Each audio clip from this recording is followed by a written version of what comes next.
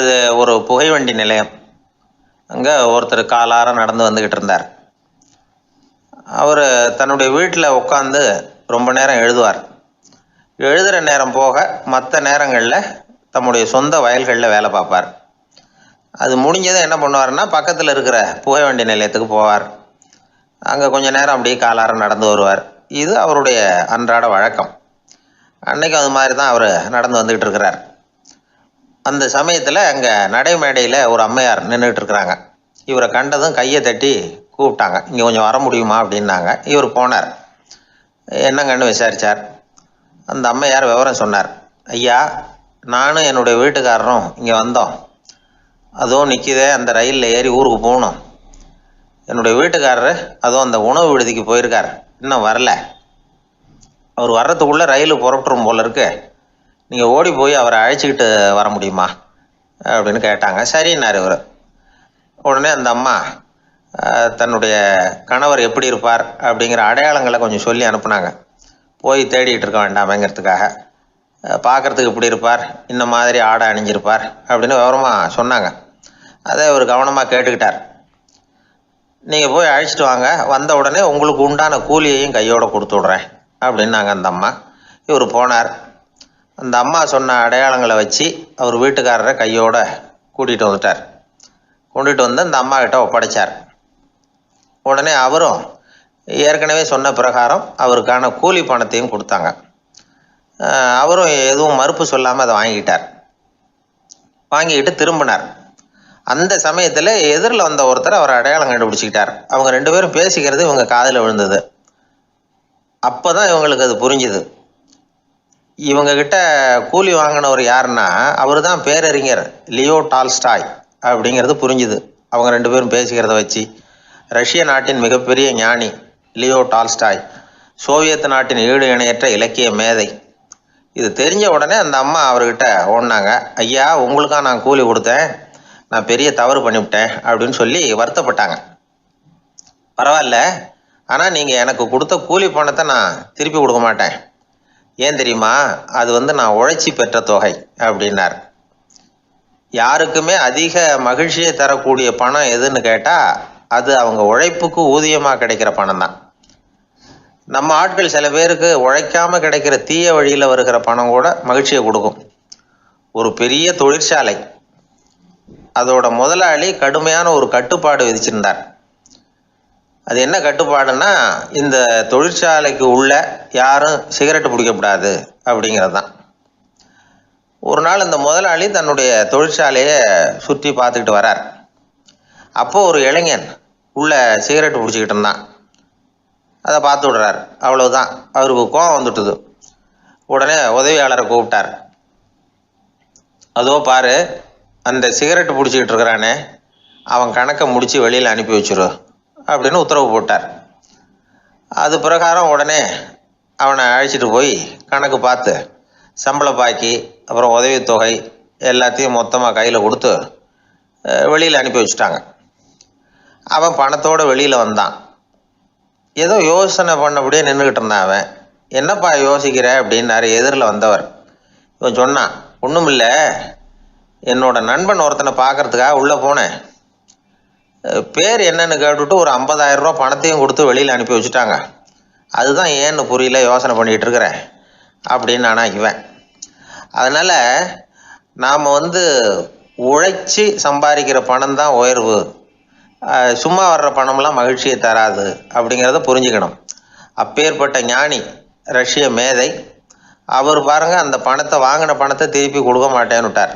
ஏன்னா அது உழைத்து பெற்ற தொகை, அதை நான் கொடுக்க மாட்டேன்னார். அதனால் நமக்கு செல்வம் சேர்க்கறது பெருசு இல்லை, அந்த சேருகிற செல்வம் நமக்கு மகிழ்ச்சியை கொடுக்கணும். அதுக்கு என்ன வழின்னா, நாம் உழைத்து சம்பாதிக்கணும் அப்படிங்கிறத அதிலிருந்து புரிஞ்சிக்க வேண்டியது ரொம்ப அவசியம். அதனால் உழைப்போம் உயர்வோம், இதுதான் வெற்றியின் ரகசியம்.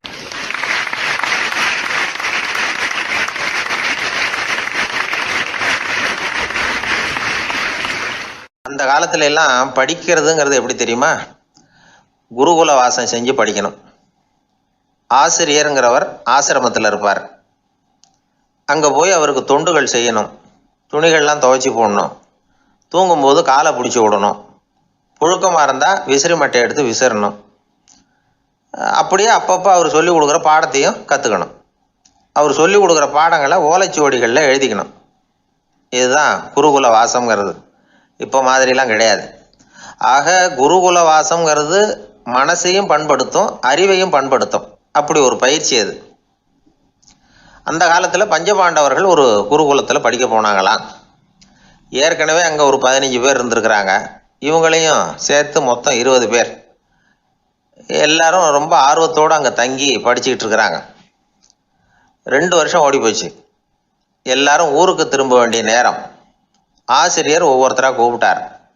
இது வரைக்கும் என்ன கற்றுக்கிட்ட அப்படின்னு கேட்டார். அவங்க தாங்கள் எழுதி வச்சுருந்ததை சொன்னாங்க, கற்றுக்கிட்டதை சொன்னாங்க. அங்கே படிக்க வந்தவங்க எல்லாருமே புத்திசாலிகள். அது மட்டும் இல்லை, பல பேர் அரச குடும்பத்தை சேர்ந்தவங்க, இளவரசர்களாக வேற இருக்கிறவங்க. அதனால் அவங்கக்கிட்ட அபாரமான கல்வி அறிவை எதிர்பார்த்தார். ஒருத்தன் வந்தான், தான் எழுதி வச்சிருந்த சரித்திர பாடம் பூராவையும் படித்து காட்டினான். இன்னொருத்தன் வந்தான், தான் எழுதி வச்சிருந்த பூகோள பாடம் பூராவையும் படித்து காட்டினான். இப்படி ஒவ்வொருத்தராக வந்து அவங்க படித்தது என்னங்கிறத படித்து காட்டிவிட்டு போனாங்க. கடைசியாக தர்மர் வந்தார். பேசாமல் நிற்கிறார். தன் கையில் இருந்த ஓலைச்சுவடி கேட்டால் அவர் பிரிக்கவே இல்லை. ஆசிரியர் இவர்கிட்ட தான் அதிகமாக எதிர்பார்த்தார். ஆனால் இவரும் பேசாமல் நின்றுட்டு இருக்கிறார். நீ என்ன கற்றுக்கிட்ட சொல்லு, ஓலைச்சுவடியை பிரித்து படினார் அந்த முனிவர். தர்மர் அசையவே இல்லை. மெதுவாக சொன்னார், ஐயா, நான் கற்றுக்கிட்டது ஒன்றே ஒன்று தான். அதுதான் வாழ்க்கையில் எனக்கு ரொம்ப முக்கியமான பாடமாக அமையும் அப்படின்னார். என்னது, என்கிட்ட 2 வருஷ காலமாக படித்து விட்டு கடைசியில் கற்றுக்கிட்டது ஒன்றே ஒன்று தானா அப்படின்னார் முனிவர். அவருக்கு ஒன்றும் புரியல. மற்ற மாணவர்களை விட இவர் பண்புகளில் உயர்ந்தவர், அறிவில் சிறந்தவர், வயசில் முதிர்ந்தவர். இவரே இப்படி சொன்னால் மற்றவங்க நிலைமை என்னத்துக்கு ஆறுது? அவங்க ரொம்பவும் கெட்டு போயிடுவாங்களே அப்படின்னு அவர் யோசனை பண்ணார். தர்மா, நல்லா யோசனை பண்ணி பதில் சொல்லு. 2 வருஷமாக நீ வந்து கற்றுக்கிட்டது என்ன அப்படின்னு தானே நான் கேட்குறேன். அதை கொஞ்சம் யோசனை பண்ணி சொல்லுன்னார் முனிவர் கொஞ்சம் கோபமாக. தர்மர் முகத்தில் எந்த மாறுதலுமே இல்லை. இல்லையா, 2 வருஷமாக நான் கற்றுக்கிட்ட முக்கியமான பாடம் ஒன்றே ஒன்று தான்னார். இப்போ அந்த முனிவருக்கு கோபம் அதிகமாக வந்துடுச்சு. ஏன்பா, உனக்கு வெக்கமா இல்லையா? உன்னை விட வயசில் குறைஞ்சவங்க எவ்வளவு பாடம் கற்றுக்கிட்டு இருக்கிறாங்க, எவ்வளவு விரிவாக அவங்க படித்து காட்டினாங்க. நீயும் கூட நிறைய குறித்து வச்சிருக்கிற போல இருக்கு, அதை ஏன் பிரித்து படிக்கக்கூடாது அப்படின்னார். ஐயா, நான் சொல்கிறது உங்களுக்கு ஏமாற்றமாக இருந்தால் என்னை மன்னிக்கணும். நான் ரொம்ப முக்கியமாக கற்றுக்கிட்டு இருக்கிறது ஒன்றே ஒன்று தான், மற்ற எதையும் சொல்கிறதுக்கு விரும்பலைன்னார். மாணவர்கள்லாம் சிரிச்சுட்டாங்க. முனிவருக்கு கோபம் அளவுக்கு மீறி வந்துட்டு ஓங்கி அரைஞ்சு விட்டார் தர்மரை அவர் கன்னத்தில். தர்மர் கண்ணை செவந்து போட்டுது, கண்கள் கலங்கி போச்சு. ஆனாலும் அவர் அமைதியை இழக்கலை, தலை குனிஞ்சு நிற்கிறார். இவருடைய புடிவாதம் முனிவருக்கு இன்னும் ஆத்திரத்தை உண்டாக்கி விட்டது. இன்னொரு கண்ணத்திலே அரைஞ்சார். எல்லாரும் பயந்து போய் அமைதியாக நின்றுட்டு இருக்கிறாங்க. முனிவர் கத்துறார், அப்படி நீ கற்றுக்கிட்ட அந்த முக்கியமான பாடம் தான் என்ன, அதையாவது சொல்லு அப்படின்னார். ஐயா, அதை மட்டும் ஒரு ஓலைச்சுவடியில் தனியாக குறித்து வச்சிருக்கிறேன், இந்தாங்க, இதை நீங்களே படித்து பாருங்கன்னார். தர்மர் ஓலைச்சுவடியை நீட்டினார். முனிவர் அதை வாங்கி பிரித்தார், சத்தம் போட்டு படித்தார். என்ன எழுதியிருக்காருன்னா, எப்படிப்பட்ட சோதனை ஏற்பட்டாலும் நிதானம் இழந்து கோபத்துக்கு ஆளாகக்கூடாது அப்படின்னு. இதுதான் அந்த ஓலைச்சுவடியில் அவர் எழுதி வச்சிருந்தது. அந்த ஒரு கணத்திலேயே முனிவரும் எல்லா மாணவர்களும் தர்மரை புரிஞ்சுக்கிட்டாங்களாம். அவர் கற்றுக்கிட்டது ஏட்டு சுரக்காய் இல்லை, வாழ்க்கையில் பயன்படக்கூடிய முக்கியமான அனுபவ பாடம். முனிவர் கண்களில் கண்ணீர். தர்மரை அன்போடு கட்டி தழுவிக்கிட்டார். அப்புறம் சொன்னார், தர்மா, என்னை மன்னிச்சுரு, நீ மாணவன் இல்லை, ஆசிரியன். நான் இது வரைக்கும் தெரிஞ்சிக்காத அனுபவ பாடத்தை நீ இப்போ எனக்கு கற்றுக் கொடுத்துட்ட அப்படின்னு சொன்னாராம். அதனால் நிதானம் தவறக்கூடாதுங்கிறது ரொம்ப முக்கியமான ஒரு செய்தி. ஒரு ஆசிரியர் மாணவனை ஒரு கன்னத்தில் ஓங்கி அரைஞ்சுட்டார். இவன் நிதானம் தவறல, அமைதியாக நின்றுக்கிட்டு இருந்தான். அவர் ஒரு தடவை அரைஞ்சதும் எப்படி உன்னால் நிதானம் தவறாமல் இருக்க முடிஞ்சுது அப்படின்னு கேட்டாங்க நண்பர்கள். அவன் சொன்னான், நான் நிதானம் தவறி இருந்தா எங்கள் வாத்தியார் இன்னொரு கன்னத்துலேயும் அரைஞ்சிருப்பார், அது அதை விட பலமாக இருக்கும், அதனால தான் நான் அப்படி இருந்தேன் அப்படின்னு நானா. ஆக நாம் தெரிந்து கொள்ள வேண்டியது, வாழ்க்கையில் நிதானம் தவறாமல் இருக்க வேண்டும். அதுதான் வெற்றியின் ரகசியம்.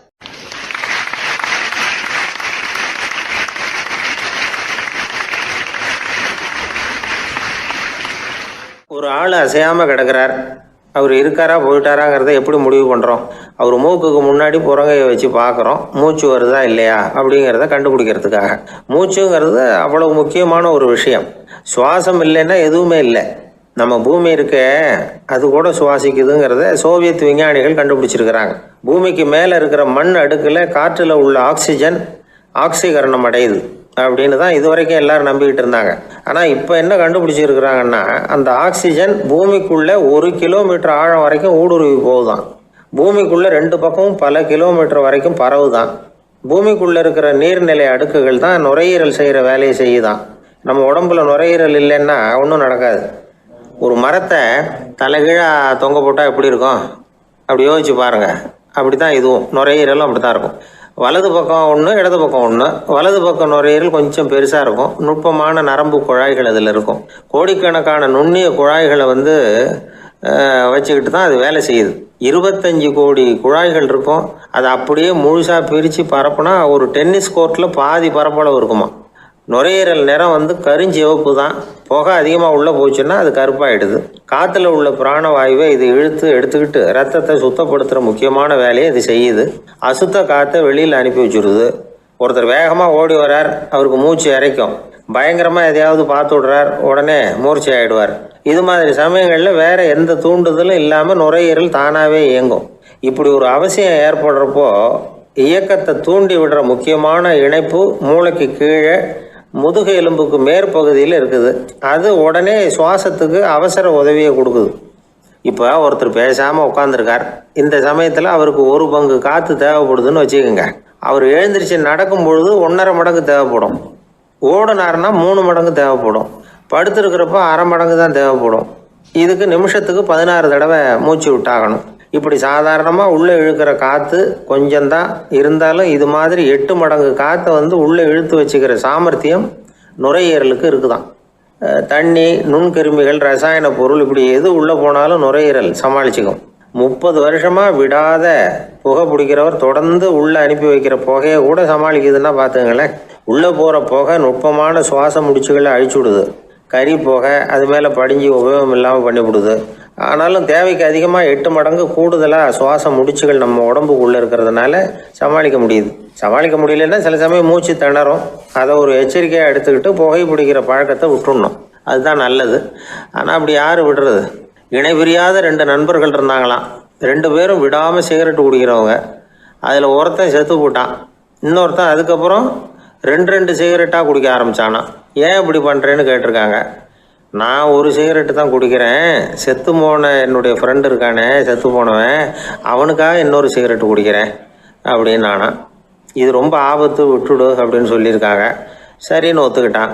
ஆனால் அதுக்கப்புறமும் 1 சிகரெட் வீதமாக குடிச்சிக்கிட்டே இருந்தான். சிகரெட்டு பழக்கத்தை நீ இன்னும் விடலையான்னு கேட்டாங்களாம்.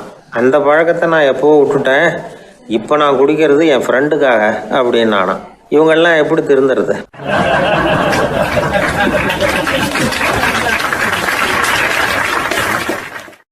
அந்த ஆளை கண்டா ஏன் இப்படி முகத்தை திருப்பிக்கிட்டு வர்றீங்க அப்படின்னு கேட்டார் ஒருத்தர் நண்பர்கிட்ட.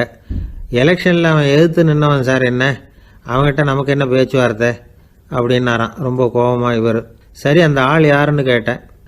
என் கூட பிறந்த தம்பி தான் சார் அப்படின்னார் அந்த கோபம் குறையாமல். அதாவது நம்ம ஊர் நிலவரம் இப்படி. அதாவது அண்ணனும் தம்பியும் எதிர்த்து நிற்பாங்க தேர்தலில். ஒருத்தர் கண்டா பேசிக்கிறது இல்லை.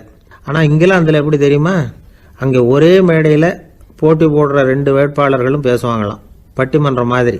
ஒருத்தர் முதல்ல எழுந்திருப்பார், நான் இந்த தேர்தலில் வெற்றி பெற்றால் என்னென்ன செய்வேன் அப்படின்னு சொல்லிவிட்டு உட்காருவார். அதுக்கப்புறம் அடுத்தவர் எழுந்திருப்பார், அவர் சொல்லுவார், நான் வெற்றி பெற்றால் இந்த மக்களுக்கு என்னென்ன செய்வேன், இந்த நாட்டுக்கு என்னென்ன செய்வேன் அப்படிங்கிறத சொல்லிவிட்டு உட்காருவார். 2 பேரும் ஒரே மேடையில் பேசுவாங்க. மக்கள் 2 பேர் பேச்சையும் கேட்டுக்கிட்டு ஒரு முடிவுக்கு வருவாங்க. இதுதான் அங்கே உள்ள பழக்கம்.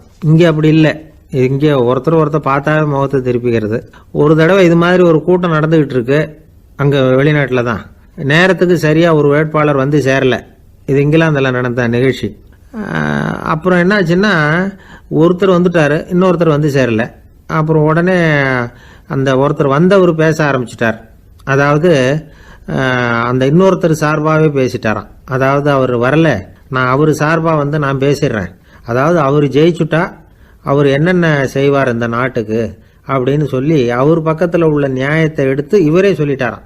இப்படிலாம் அங்கே நடந்துதான். இது எப்பேற்பட்ட தேர்தல் பண்பாடு பாருங்க. அதனால் இன்னொரு விஷயம், இப்போ இங்கிலாந்துலாம் ஓட்டு கேட்குறப்ப வெற்றியா தோல்வியாங்கிறத ஓரளவுக்கு யூகிச்சுடலாமா. இப்போ ஒரு வேட்பாளர் ஒரு வீட்டுக்கு முன்னாடி போய் நின்று எனக்கு ஓட்டு போடுங்கன்னு கேட்குறாருன்னு வச்சுங்களேன், அதுக்கு என்ன பார்த்து செய்கிறோம், போயிட்டு வாங்க அப்படின்னு சில வீடுகளில் வாசலில் நின்னே சொல்லி அனுப்பிச்சிருவாங்களாம். வேறு சில வீடுகளில் எப்படின்னா வேட்பாளரை வீட்டுக்குள்ளே கூப்பிட்டு காபி சாப்பிட சொல்லி உபசரித்து அதுக்கப்புறம் அனுப்பி வைக்கிறது வழக்கமாக. இதில் எந்த வீட்டு ஓட்டு நிச்சயம் தெரியுமா? வாசலில் நின்னே வழி அனுப்பி வச்சுட்றாங்க பாருங்கள், அவங்க ஓட்டு நிச்சயம். உள்ளே கூப்பிட்டு காப்பி கொடுத்து அனுப்புகிறாங்க பாருங்கள், அவங்க ஓட்டு நிச்சயம் இல்லையா. சரி, அப்புறம் ஏன் அந்த உபசரிப்பு அப்படின்னு கேட்டால் அதுக்கு ஒரு காரணத்தை சொல்கிறாங்க. அதாவது அது ஒரு அனுதாபத்தை தெரிவிக்கிற முறையா. ஐயோ பாவம், நாம் இவருக்கு ஓட்டு தான் போட போகிறதில்ல, இதையாவது செய்வோம், காப்பியாவது சாப்பிட்டு போட்டோம் அப்படிங்கிற எண்ணமா. இப்படி அந்த ஒரு பழக்கம். ஆக அந்த ஊரில் நிறைய காப்பி சாப்பிட்ணும்னு ஒருத்தர் ஆசைப்பட்டால் தேர்தலில் தோற்று போகிறதுக்கு தயாராக இருக்கணும். ஒரு சமயம் ஒரு ஊரில் தேர்தல் நடந்துதான். ஒரு தொகுதியில் நின்று தோற்று போன ஒருத்தர் கையில் ஒரு துப்பாக்கியோட ஊருக்குள்ளே சுற்றிக்கிட்டு இருந்தாராம். ஒரு போலீஸ்காரர் அவரை பார்த்துட்டு சந்தேகப்பட்டிருக்கார். அதனால் அவரை தடுத்து நிறுத்தி என்ன இது துப்பாக்கியோட சுற்றுறீங்களேன்னு விசாரிச்சிருக்கார். இதுக்கு அவர் சொன்னாராம், சார் இந்த தொகுதியில் மொத்தம் 1,00,000 வாக்காளர்கள், அதில் எனக்கு 10,000 பேர் மட்டும்தான் எனக்கு ஓட்டு போட்டிருக்கிறாங்க. அப்படின்னா எனக்கு வேண்டாதவங்க இந்த தொகுதியில் 90,000 பேர் இருக்கிறாங்கன்னு அர்த்தம். இப்படி ஒரு சூழ்நிலையில் நான் என்னுடைய பாதுகாப்புக்கு ஆயுதம் இல்லாமல் நடமாடலாமா அப்படின்னு கேட்டாராம். எவ்வளவு எச்சரிக்கை பாருங்க. நம்ம ஊரில் சில பேர் ஓட்டு கேட்குற விதமே தனி. ஒருத்தர் ரொம்ப சாமர்த்தியமாக ஓட்டு கேட்பாராம். அவர் எப்படின்னா, ஒரு வீட்டுக்கு போகிறாருன்னு வச்சுங்களேன், அந்த நேரம் அந்த வீட்டுக்காரரு என்ன செஞ்சுக்கிட்டு இருக்கிறாரோ அதே வேலையை இவரும் கொஞ்ச நேரம் செய்வாராம், அவருக்கு ஒத்தாசையா. அதுக்கப்புறம் மெதுவாக பேச்சு கொடுப்பார், ஓட்டு கேட்பார், இது மாதிரி எலெக்ஷனில் நிற்கிறேன் கவனிக்கணும்னு. அது மாதிரி ஒரு தடவை அவர் போனப்போ அங்கே அவர் என்ன பண்ணிகிட்டு இருக்காரு, வீட்டுக்கு பின்னாடி மாட்டு கொட்டையில் பால் கறந்துக்கிட்டு இருக்கார் ஒரு பசுமாட்டுக்கிட்ட. அந்த வீட்டில் இவர் ஓட்டு கேட்க போனவர் இவர் ஓடி போய் இன்னொரு சொம்பை எடுத்துக்கிட்டு அதே மாட்டுக்கு இன்னொரு பக்கம் போய் உட்காந்துக்கிட்டு இவரும் பால் கறக்க ஆரம்பிச்சிட்டார். எதிராக உட்காந்துட்டு இருக்காரு இவர் இந்த பக்கம் உட்காந்துருக்கார். கீழே கொஞ்சம் குனிஞ்சு பார்த்தா ஒருத்தர் முகத்தை ஒருத்தர் பார்க்கலாம். கொஞ்ச நேரம் ஆனதுக்கப்புறம் இவர் மெதுவாக அவர்கிட்ட பேச்சு கொடுத்தாராம். இது மாதிரி நான் எலெக்ஷனில் நிற்கிறேன், நீங்கள் ஓட்டு போடணும், அதுக்காக தான் வந்தேன்னாராம். அது முடியாதுங்களேன்னாராம் அவர். ஏன்னு கேட்டிருக்கார். நான் இந்த வீட்டுக்காரன் இல்லை, நானும் உன்ன மாதிரி ஓட்டு கேட்க வந்தவன் தான் அப்படின்னாராம் அவர்.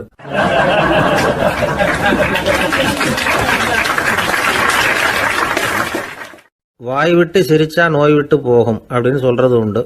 அது என்ன வெறும் அலங்காரத்துக்காக சொன்ன வார்த்தையா, இல்லை அர்த்தத்தோடு சொன்ன வார்த்தையா அப்படின்னு யோசிச்சா அதில் நிஜமாவே அர்த்தம் இருக்குதுன்னு தான் தெரியுது. ஆதாரபூர்வமாக அதுக்கு சில நிரூபணங்களும் இருக்குது. நார்மன் கசின்ஸ் அப்படின்னு ஒருத்தர் இருந்தார்.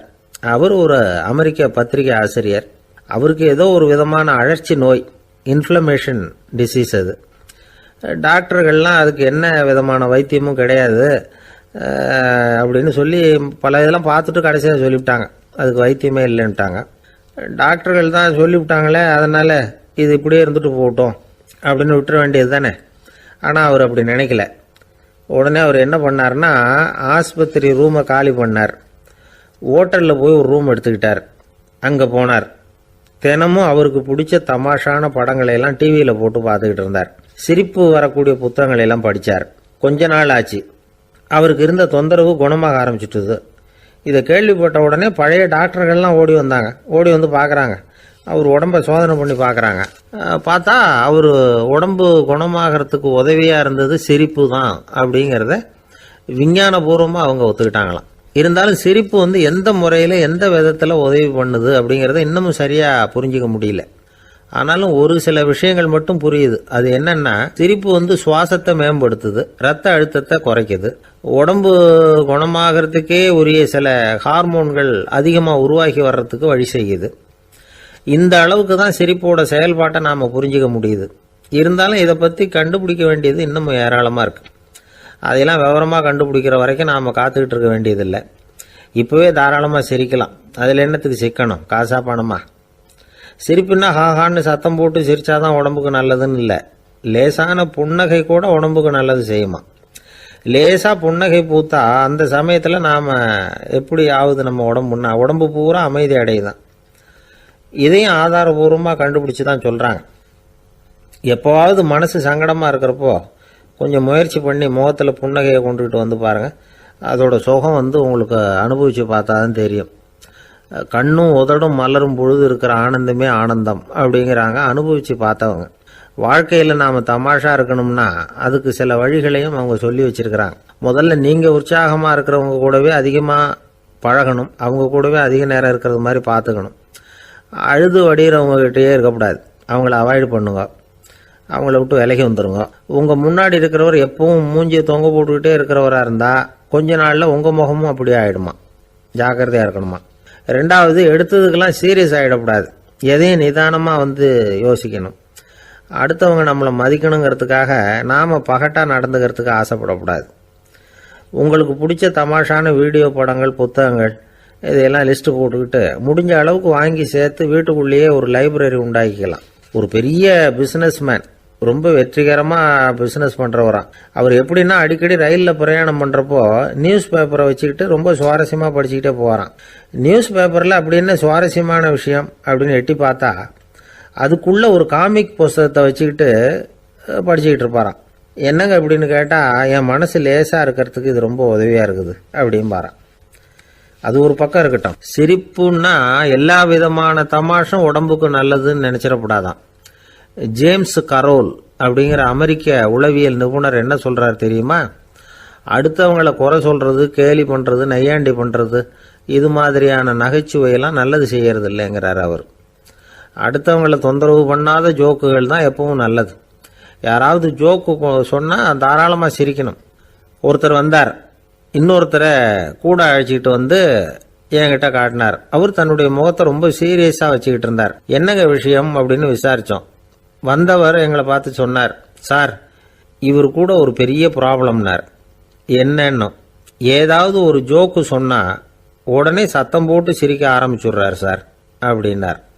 ஜோக்கை கேட்டுவிட்டு சிரிக்க ஆரம்பித்தா அது ப்ராப்ளம் இல்லையே அப்படின்னு சொன்னோம்.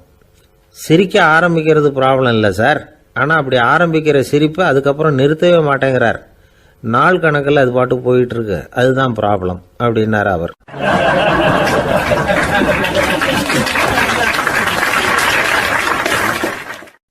ஒரே ஒரு ஊரில் ஒரு ராஜா இருந்தாராம். அவர் நிறைய சம்பாதிக்கணும்னு திட்டம் போட்டார். தனக்காக சம்பாதிக்கணும்னு நினைக்கல, தன்னுடைய நாட்டுக்காக சம்பாதிக்கணும் அப்படின்னு நினைச்சார். அரசாங்க கருவூலத்தில் கையிருப்பு குறைச்சலாக இருந்தது. மக்கள்கிட்ட வரி விதிச்சாகணும், வேற வழி இல்லை.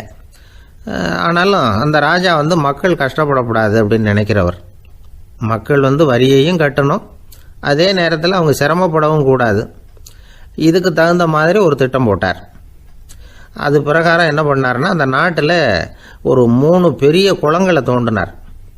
அது நிறைய தண்ணீரை நிரப்புனார். அதுக்கப்புறம் எங்கேயோ தேடி பிடிச்சி 3 விதமான மீன்களை கொண்டுகிட்டு வந்தார். அந்த 3 குளங்கள்லையும் விட்டார். அதை ஒவ்வொரு குளத்துலேயும் ஒவ்வொரு விதமான மீன்கள். அந்த மீன்களுக்கு அபூர்வமான ஒரு சக்தி உண்டு. அது எப்படின்னா, அந்த குளத்தில் குளிக்க வர்றவங்களுக்கு அந்த மீன்கள் கடிக்கும் பொழுது வலி ஏற்படுறதில்ல. அதுக்கு பதிலாக மகிழ்ச்சி நிறைந்த ஒரு இனிமையான உணர்வை அவங்க அனுபவிச்சாங்க. அது எப்படின்னா, இந்த முதல் குளத்தில் இருந்த மீன்களால் கடிக்கப்படும் பொழுது ஒரு விதமான இன்ப மயக்கத்தில் திளைச்சிருக்கிறது மாதிரி உணர்வு. இந்த 2வது குளம் இருக்க, அதில் இருக்கிற மீன் கடிச்சதுன்னு வைங்க, மக்களுக்கு எப்படி இருக்கும்னா, கால்களே தரையில் படாமல் அப்படியே ஆகாயத்தில் மிதக்கிறது மாதிரி ஒரு உணர்வு, அதை அனுபவிக்கிறாங்க. 3வது குளத்தில் இருக்கிற மீன் கடிச்சதுன்னா அவங்கெல்லாம் அப்படியே கோடீஸ்வரராக மாறிட்டதாக ஒரு உணர்வு, அதை அவங்களால அனுபவிக்க முடியுது. இப்படி ஒரு அபூர்வமான மீன் அது, அந்த 3 வகை. இப்படி இருந்தால் மக்கள் அந்த குளங்களில் குளிக்கிறதுக்கு ஆசைப்படாமல் இருப்பாங்களா? அதனால் கூட்டம் கூட்டமாக அலமோத ஆரம்பிச்சிட்டாங்க. ஒவ்வொரு குளத்தின் கரையிலேயும் கியூ வரிசையில் நிற்க ஆரம்பிச்சிட்டாங்க. அந்த நாட்டு மன்னர் என்ன பண்ணார்னா, ஒவ்வொரு குளத்தங்கரையிலையும் ஒரு ராஜாங்க அதிகாரியை உட்கார வச்சார். டிக்கெட்டை அடித்து கொடுத்தார். குளிக்க வர்றவங்க கிட்ட ஒரு குறிப்பிட்ட தொகையை கட்டணமாக வசூலிக்க ஆரம்பித்தார். அவ்வளவுதான், அரசாங்க கருவூலம் நிரம்ப ஆரம்பிச்சுட்டுது. ராஜாங்கத்துக்கு தேவையான பணம் கிடைச்சிட்டுது. இது ஒரு கதை. இதை பற்றி என்ன நினைக்கிறீங்க? அதாவது மக்களுக்கு சுமை தெரியாமலே வரி வசூல் பண்ணுறது நல்லது தானே அப்படின்னு நினைப்பீங்க. ஆனால் இன்றைக்கும் உலகத்தில் பல அரசாங்கங்கள் இதே மாதிரி 3 குளங்களை வெட்டி வச்சிருக்குது. மக்களும் அதில் குளிச்சுக்கிட்டு தான் இருக்கிறாங்க. அது எப்படிங்கிறீங்களா? அந்த முதல் குளம் தான் சினிமா தியேட்டர். அதில் குளிக்கிறவங்க தான் ஒரு விதமான இன்ப மயக்கத்தில் திளைச்சிருக்கிறது மாதிரியான உணர்வை அனுபவிக்கிறவங்க. 2வது குளம் தான் சாராய கடை. இந்த குளத்தில் குளிக்கிறவங்க தான் கால்களே தரையில் படாமல் ஆகாயத்தில் மிதக்கிறது மாதிரி உணர்வை அனுபவிக்கிறவங்க. 3வது குளம் லாட்ரி டிக்கெட். இதில் குளிக்கிறவங்க தாங்கள் அப்படியே கோடீஸ்வரர்களாக மாறினது மாதிரி ஒரு உணர்வு, அதை அனுபவிக்கிறவங்க. இன்றைக்கி பல நாடுகள் இந்த குளங்களை பயன்படுத்திக்கிட்டு தான் வராங்க. ஒரு பூவில் வண்டு உட்காருது, அதில் இருக்கிற தேனை வண்டு எடுக்குது. இந்த சமயத்தில் அந்த பூவுக்கு வலிக்குமா? அதுக்கு வலிக்கிறது இல்லை. அந்த பூவோட மலர்ச்சியும் வளர்ச்சியும் குன்றி போகிறதும் கிடையாது. ஒரு ராஜா மக்கள்கிட்ட வரி வசூல் பண்ணும் பொழுது மக்களுக்கு சிரமமும் தெரியக்கூடாது, அதே நேரத்தை அதனால் அவங்க வாழ்க்கையும் கெட்டு போயிடக்கூடாது. அது மாதிரி வரி வசூல் பண்ணணுமா. இது காளிதாசனின் ரகுவம்சத்தில் காணப்படுகிற ஒரு கருத்து. ஒரு சின்ன குழந்தை தவறுதலாக ஒரு 25 காசு நாணயத்தை மூழ்கி விட்டுது. காசு வயத்துக்குள்ளே போயிட்டுது. அந்த குழந்தையோட தாய் உடனே குழந்தைய தூக்கிட்டு ஆஸ்பத்திரிக்கு புறப்பட்டாங்க.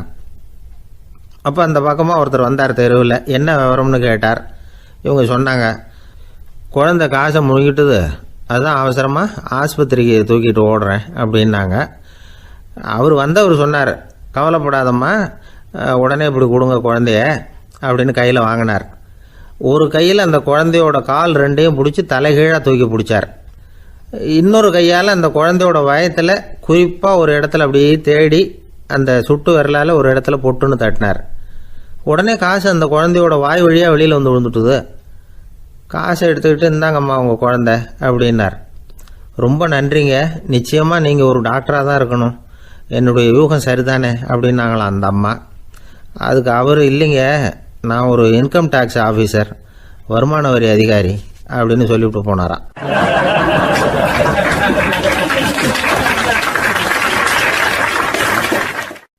ஒரு ஊரில் ஒரு மன்னர் இருந்தார். அவர் பக்கத்து தேசத்து மேலே படையெடுக்கணும்னு நினச்சிக்கிட்டு இருந்தார். அதையும் தன்னுடைய நாட்டோட சேர்த்துக்கணுங்கிற ஆசை. எப்போ படையெடுக்கலாம்னு யோசிச்சுக்கிட்டு இருந்தார். இப்படி யோசிச்சுக்கிட்டு இருந்த சமயத்தில் ஒரு பெரியவர் அவரை தேடிட்டு வந்தார். அவர் அடிக்கடி வருவார், அவர்கிட்ட பேசிக்கிட்டு இருப்பார். இப்போவும் அப்படி தான் வந்தார். என்ன மன்னா யோசனைன்னாரு. இவர் தன்னுடைய யோசனையை சொன்னார். இந்த சமயத்தில் மன்னருக்கு தாகம் எடுத்தது, தண்ணி குடிக்கணும் போல இருந்தது. உடனே அங்கே இருந்த ஒரு அரண்மனை பணியாளரை கூப்பிட்டார். போய் கொஞ்சம் தண்ணி கொண்டு வாப்பா அப்படின்னார். அந்த பணியாளர் போனார், ஒரு கோலையில் தண்ணி கொண்டு வந்தார். ராஜா கிட்ட நீட்டினார். ராஜா அதை வாங்கி குடிக்கிறதுக்காக வாய்கிட்ட கொண்டுட்டு போனார். அந்த நேரம் பார்த்து, மன்னா கொஞ்சம் பொறுங்கன்னார் இந்த பெரியவர். ஆவலோட குடிக்க போன மன்னர் அப்படியே நிறுத்திக்கிட்டு பெரியவரை பார்த்தார். இப்போ அந்த பெரியவர் சொன்னார், மன்னா, இப்போ உங்களை விட வலிமை உள்ள ஒரு சக்தி உங்களுக்கு தண்ணி கொடுக்க மறுத்துடுதுன்னு வைங்க, உங்களை குடிக்க விடாமல் தடுத்துடுது அப்படின்னா, இப்போ இந்த ஒரு கோவள தண்ணீரை என்ன விலை கொடுத்து வாங்குவீங்க அப்படின்னு கேட்டார்.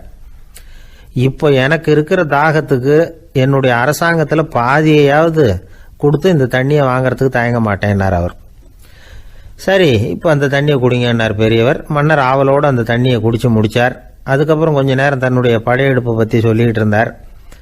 கொஞ்ச நேரம் கழித்து மறுபடியும் இந்த பெரியவர் கேட்டார், மன்னா, இப்போ நீங்கள் ஒரு கோவள தண்ணீரை குடித்து முடிச்சுட்டீங்க.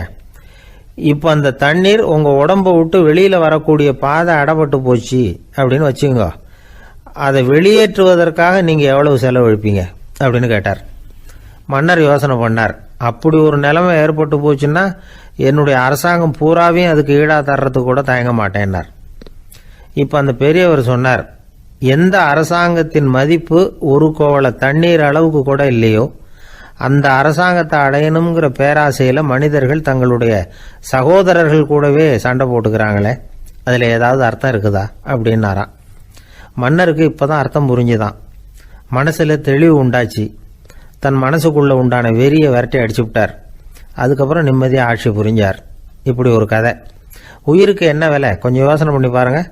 ஆனால் அது இப்போ எவ்வளோ மலிவாக போயிட்டுது, அதையும் யோசனை பண்ணி பாருங்களேன். ஆசை பேராசையாக மாறுது, அப்புறம் அது வெறியாக ஆகுது, அதுக்கப்புறம் பைத்தியம் பிடிக்குது. இந்த காலத்து மனிதர்களுக்கு 2 விதமான பைத்தியம் பிடிச்சிருக்கிறதாக ஒரு பெரியவர் சொல்கிறார். ஒன்று பணம், இன்னொன்று அதிகாரம். இதெல்லாம் எவ்வளவு காலத்துக்கு நீடிக்கும்? ஒரு சர்வாதிகார நாட்டில் 3 பேர் ஜெயிலில் இருட்டு அறையில் பேசிக்கிட்டு இருக்கிறாங்க. நீ எப்படி இந்த ஜெயிலுக்கு வந்த அப்படின்னு ஒருத்தர் கேட்டாராம். இந்த நாட்டு ராஜாவை ஆதரித்து நான் பிரச்சாரம் பண்ணினேன், அதனால் கூட்டத்தில் தகராறு வந்துட்டுது, கலவரமாக போச்சு, அதுக்கு நான் தான் காரணம்னு அரெஸ்ட் பண்ணி இங்கே கொண்டாந்து போட்டாங்க அப்படின்னாராம் அவர். சரி, நீ எப்படி இங்கே வந்த அப்படின்னு இன்னொருத்தரை பார்த்து கேட்டிருக்கார். நான் இந்த நாட்டு ராஜாவை எதிர்த்து பிரச்சாரம் பண்ணேன், அதனால் கலவரம், அரெஸ்ட் பண்ணி கொண்டாந்து போட்டாங்கன்னார்.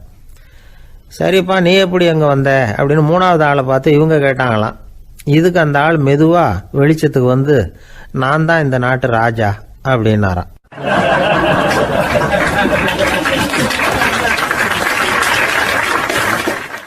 ஒரு ஆள் இருந்தார். விலங்குகள் பேரில் அவருக்கு ரொம்பவும் பிரியம். அதனால் தன்னுடைய வீட்டில் ஒரு நாயை வளர்த்தார். அதே மாதிரி கழுதையையும் வளர்த்தார். அந்த கழுதை அவர் வீட்டு கொல்லை பக்கத்தில் நின்றுக்கிட்டு இருக்கும். ஏதாவது பொதி சுமக்கிற வேலை இருந்ததுன்னா அதை கவனிச்சிக்கும். அந்த நாய் வீட்டுக்குள்ளே இருக்கும். நாய்க்கு அந்த வீட்டில் ராஜ உபசாரம் தான். அதுக்கு அந்த வீட்டில் ஏகப்பட்ட மரியாதை. குளிக்கிறதுக்கு தனியாக சோப்பு, 2 வேளையும் பால், பிஸ்கட்டு, மத்தியானம் சாப்பாடு. அதுக்கு ஏதாவது உடம்பு சரியில்லைன்னா உடனே ஆஸ்பத்திரி வைத்தியம். ரொம்ப கொடுத்து வச்ச நாய்.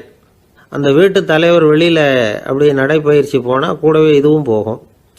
அவர் மட்டும் தனியாக எங்கேயாவது வெளியில் போயிட்டு வந்தால் வீட்டுக்கு வந்த உடனே அந்த நாய் அவர்கிட்ட ஓடி வரும். அப்படியே எழும்பி முன்னங்கால் 2ஐயும் அவர் தோள் மேலே போட்டுக்கும். அவர் சிரிச்சுக்கிட்டே தலையில் செல்லமாக தட்டுவார். அவர் ஈசி சேரில் சாஞ்சிக்கிட்டு டிவி பார்ப்பார், பேப்பர் படிப்பார். அப்போலாம் அந்த நாய் அவருடைய காலடியில் படுத்துக்கும். அப்போ கூட அவர் தலையை செல்லமாக தடவி கொடுப்பார். அந்த நாய் படுக்கிறதுக்குன்னே ஒரு மெத்தை, சில சமயம் அது அங்கே இருக்கிற மேஜை நாற்காலி மேலே கூட ஏறி விளையாடும், சோபாவில் ஏறி உட்காந்துக்கும். இவ்வளவு செல்வாக்காக வளர்ந்தது அந்த நாய். இதையெல்லாம் அந்த கழுதை பார்த்துக்கிட்டே இருக்குது கொல்லை பக்கத்தில் இருந்து. பார்த்துட்டு அது யோசிக்க ஆரம்பிச்சுதான், என்ன இது, இந்த வீட்டில் நாம தான் கழுதையாக உழைக்கிறோம், பொதி சுமக்கிறோம், நமக்கு ஒரு நல்ல சாப்பாடு கிடையாது, படுக்கை கிடையாது, ஒரு நாளாவது நம்ம தலையையோ முதுகையோ தடவி கொடுத்தது கிடையாது. ஆனால் அந்த நாய் இந்த வீட்டுக்காக ஒரு துரும்ப கூட அசைச்சது இல்லை. அதை போய் இந்த வீட்டில் உள்ளவங்க இப்படி தலையில் வச்சு தாங்குறாங்களே அப்படின்னு யோசிச்சுதான் அந்த கழுதை. ரொம்ப நேரம் யோசிச்சுவிட்டு அதுக்கப்புறம் ஒரு முடிவுக்கு வந்திருக்குது. சரி, இனிமேல் நாமளும் அந்த நாய் மாதிரியே நடந்து பார்ப்போம், அது மாதிரியே பிஹேவ் பண்ணுவோம், அப்போவாவது நமக்கும் அந்த மரியாதை கிடைக்குதா பார்க்கலாம் அப்படின்னு ஒரு திட்டம் போட்டுது மனசுக்குள்ள. உடனே அந்த திட்டத்தை செயல்படுத்தவும் ஆரம்பிச்சுது. அதாவது அந்த வீட்டில் அந்த நாய் என்னென்ன செய்யுதோ அதையெல்லாம் இதுவும் செய்ய ஆரம்பிச்சுட்டுது. அந்த வீட்டு எஜமான் எங்கேயோ வெளியில் சுற்றிவிட்டு ரொம்ப அசந்து போய் வீட்டுக்கு திரும்பி வந்துக்கிட்டு இருந்தான். உடனே இந்த கழுதை என்ன பண்ணுச்சு தெரியுமா, அவங்ககிட்ட ஓடி போச்சு. ஓடி போய் அந்த நாய் என்ன பண்ணுமோ அது மாதிரியே பண்ணிச்சு. அதாவது அந்த ஆள் தோள் மேலே தன்னுடைய முன்னங்கால் 2ஐயும் தூக்கி போட்டுவிடுது. அந்த ஆள் பயந்து போயிட்டான். அவனுக்கு ஒன்றும் புரியல, இது ஏன் இப்படி பண்ணுதுன்னு கொஞ்சம் ஒதுங்கி நின்னான். இது அவனை சுற்றி சுற்றி வருது, நாய் மாதிரி வாழை ஆட்டிக்கிட்டே சுற்றி சுற்றி வருது கழுதை. அவன் கிடுகிடுன்னு வீட்டுக்குள்ளே ஓடினான். இதுவும் பின்னாடியே ஓடிச்சு. அங்கே போய் நாய் மாதிரியே மேஜை நாற்காலி மேலே ஏறி குதித்து விளையாட ஆரம்பிச்சுட்டுது. சோபாவில் ஏறி உட்காருது. மேஜையில் இருந்த சாமான்லாம் கீழே விழுந்து உடையுது. கழுதை மேஜை மேலே ஏறி குதிச்சா என்னத்துக்கு ஆகும்? அந்த ஆள் பார்த்தான், சரி இந்த கழுதைக்கு என்னமோ ஆயிட்டுது அப்படின்னு முடிவு பண்ணான். ஒரு நல்ல கயிறாக பார்த்து கொண்டாந்தான். அது கால்லையும் கழுத்துலையும் கட்டினான். தரன்னு இழுத்துட்டு போனான். அடித்து கொல்லை பக்கத்தில் கட்டி போட்டுட்டான். அண்ணன் ஆகாரம் எதுவுமே கொடுக்கல, பட்னி போட்டுட்டான். இப்போ அந்த கழுதை யோசனை பண்ணி பார்க்குதான், என்ன இது, நம்ம எஜமானுக்கு இன்னைக்கு என்ன ஆயிட்டுது இப்படி? அந்த நாய் பழகிறது மாதிரி தானே நாமளும் பழகணும். ஆனால் இந்த மனுஷன் நாயை அடிக்கலை, ஆனால் நம்மளை அடிக்கிறான்.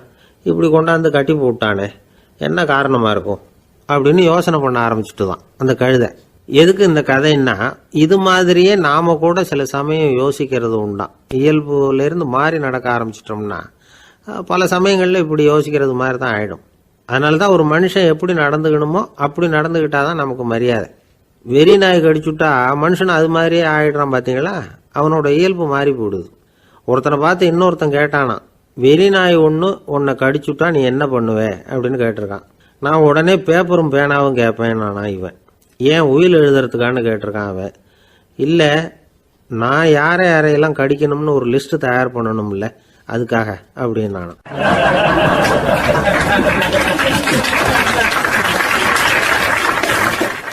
ஒரு நண்பர் ஆனந்தமாக சிகரெட் பிடிச்சிக்கிட்டு இருந்தார்.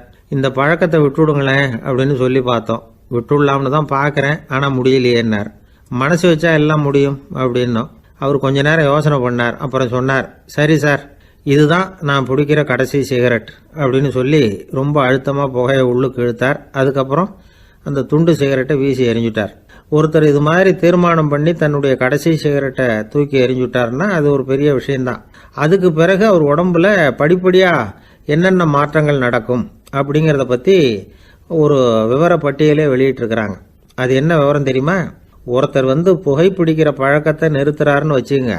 அப்படி அவர் நிறுத்தின 20 நிமிடங்களுக்குள்ள உயர் ரத்த அழுத்தம், உடல் வெப்பம், நாடி துடிப்பு இதெல்லாம் சரியான நிலைமைக்கு வந்துடுதான். 8 மணி நேரத்துக்குள்ள இந்த ஸ்மோக்கர்ஸ் பிரீத் அப்படிங்கிற தன்மை மறைஞ்சிருதான். ரத்தத்தில் உள்ள கார்பன் மோனாக்சைடு அளவு குறையுதான், ஆக்சிஜன் அளவு கூடுதான், சரியான அளவுக்கு வந்துடுதான். ஒருத்தர் கடைசி சிகரெட்டை தூக்கி எறிஞ்சுட்டார்னா 24 மணி நேரத்துக்குள்ள மாரடைப்பு ஏற்படுறதுக்கான வாய்ப்பு குறைஞ்சுடுதான். 48 மணி நேரத்துக்குள்ள உணர்வு நரம்புகளின் முனைப்பகுதிகள் மறுபடியும் ஒன்று சேர்ந்துருதான். அதனால நாக்கு சுவை உணர்வு, மூக்கின் முகரும் சக்தி இதெல்லாம் மேம்படுதான், நல்ல நிலைமைக்கு வந்துடுதான். சிகரெட்டை நிறுத்தின 3 நாளுக்குள்ள மூச்சு விடுறது சுலபமாயிடுதான். இப்படி அவங்க பட்டியல் நிறைய சொல்றாங்க. 2 அல்லது 3 மாசத்துக்குள்ள என்ன ஆகும் தெரியுமா? ரத்த ஓட்டம் மேம்படுது, நடக்கிறது சுலபமாயிடுது. நுரையீரல் கொள்ளளவு 30% அதிகரிக்குது. 1லிருந்து 9 மாசத்துக்குள்ள சுவாச குறைபாடுகள் நீங்குது. நுரையீரலில் இருக்கக்கூடிய இந்த அசுத்தம் வடிகட்டும் திசுக்கள் சரியா வேலை செய்ய ஆரம்பிச்சிருது. 1 வருஷத்துக்குள்ள இந்த இதய அழுத்த நோய்க்கான வாய்ப்பு பாதியா குறைஞ்சிருது. இந்த சிகரெட்டை நிறுத்தின 5 வருஷத்துக்குள்ள ஒரு நாளைக்கு 1 பாக்கெட் சிகரெட் பிடிக்கிறவர்களில் நுரையீரல் புற்றுநோயினால சாகிறவர்கள் எண்ணிக்கை பாதியா குறைஞ்சிருது. புற்றுநோய் செல்கள் சீரமைக்கப்படுது. ஆக ஒருத்தர் புகைக்கிறத விட்டுணும்னு தீர்மானம் பண்ணி தன் கையில் இருக்கிற சிகரெட்டை இதுதான் கடைசின்னு சொல்லி தூக்கி எறிஞ்சுட்டா அதுக்கப்புறம் படிப்படியா இவ்வளவு நன்மைகளும் மாற்றங்களும் ஏற்படுறதாக இந்த அமெரிக்கன் கேன்சர் சொசைட்டி தெரிவிச்சிருக்குது. அதனால புகைப்பழக்கம் உள்ளவங்க இதையெல்லாம் கொஞ்சம் யோசிச்சு பார்த்து அந்த பழக்கத்தை விட்டு விடுறது ரொம்ப நல்லது. ஆனால் அதையெல்லாம் நாம சொன்னா யாரு கேட்குறாங்க? என்னுடைய நண்பர் ஒருத்தர் புகைப்பழக்கம் உள்ளவர், அவர் என்கிட்ட சொன்னார், சார் சிகரெட் பிடிக்கிற பழக்கத்தை விட்டு விடுறது என்னை பொறுத்த வரைக்கும் ஒன்றும் பெரிய கஷ்டமான செயல் இல்லை, அது ரொம்ப சுலபம் அப்படின்னார். எப்படி சொல்றீங்கன்னு கேட்டேன். நான் ஏற்கனவே 20 தடவை அந்த பழக்கத்தை விட்டுருக்கேன் சார் அப்படின்னார் ரொம்ப பெருமையா.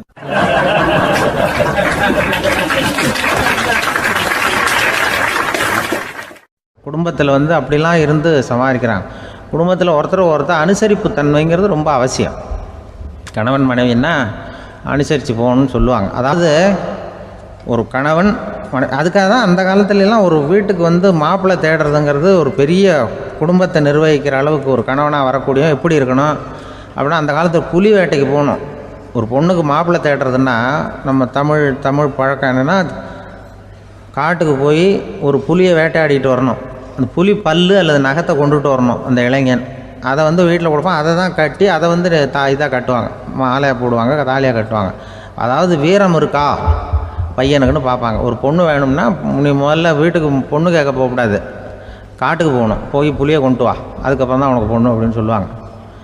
இப்போவெல்லாம் ஏன் போகிறது இல்லைன்னா, இப்போலாம் ஒருத்தனை காட்டுக்கு போய் புலிப்பல் கொண்டு வான்னா புலி தான் மாப்பிள்ளையாக வரும். அதனால தான் இப்போ போகிறதில்ல யாரும் காட்டுக்கு. அப்போ பெண்களும் ரொம்ப வீரமாக இருந்தாங்க. பெண்கள் மூலம் அந்த காலத்தில் எப்படின்னா, முறத்தாலேயே புலியை துரத்துவாங்களாம். நம்ம பழைய பாட்டிலெல்லாம் பார்த்துருப்பீங்க, முறத்தால் புலியை விரட்டினாங்கன்னு வரும் பழைய பாட்டு. அந்த அளவுக்கு பெண்களுக்கு வீரம். இப்போ கல்யாணம் ஆகி இந்த காலத்தில் ஒரு கணவனை விரட்டிட்டு வந்தாங்களாம் முறத்தை எடுத்துக்கிட்டு. ஒரு மனைவி அவன் பயந்துட்டு வெளில ஓடி வரான், பின்னாடி முறத்தை எடுத்துகிட்டு அந்த அம்மா ஓடி வருது.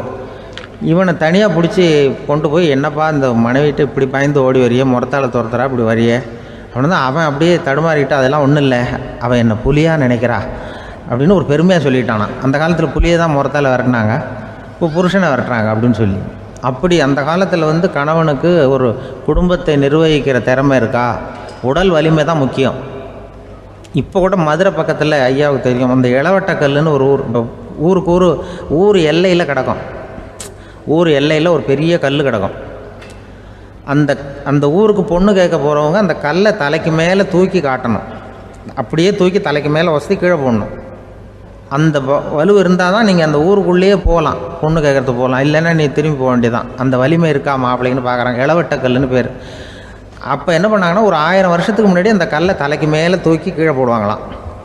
ஒரு 500 வருஷத்துக்கு முன்னாடி அப்படி கொஞ்சம் தூரம் இடுப்பு அளவுக்கு தூக்கி கீழே போட்டுக்கிட்டு இருந்துருக்குறாங்க.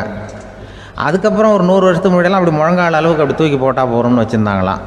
இப்போ நான் அந்த ஊருக்கு என் கூட பழனிசாமின்னு ஒருத்தர் இருக்கார். அவர் போய் உனக்கு எப்படிப்பா இந்த ஊரில் கல்யாணம் ஆச்சு அப்படின்னா, இப்போலாம் நாங்கள் தொட்டு கும்பிட்டா போகிறோம், அதை அசைக்கிறது கூட இல்லை. அப்படி ஆகிட்டுது. ஒரு குடும்பத்தை கணவனாக வரப்போகிறவனுக்கான தகுதி அந்த காலத்தில் அப்படி இருந்துதான்.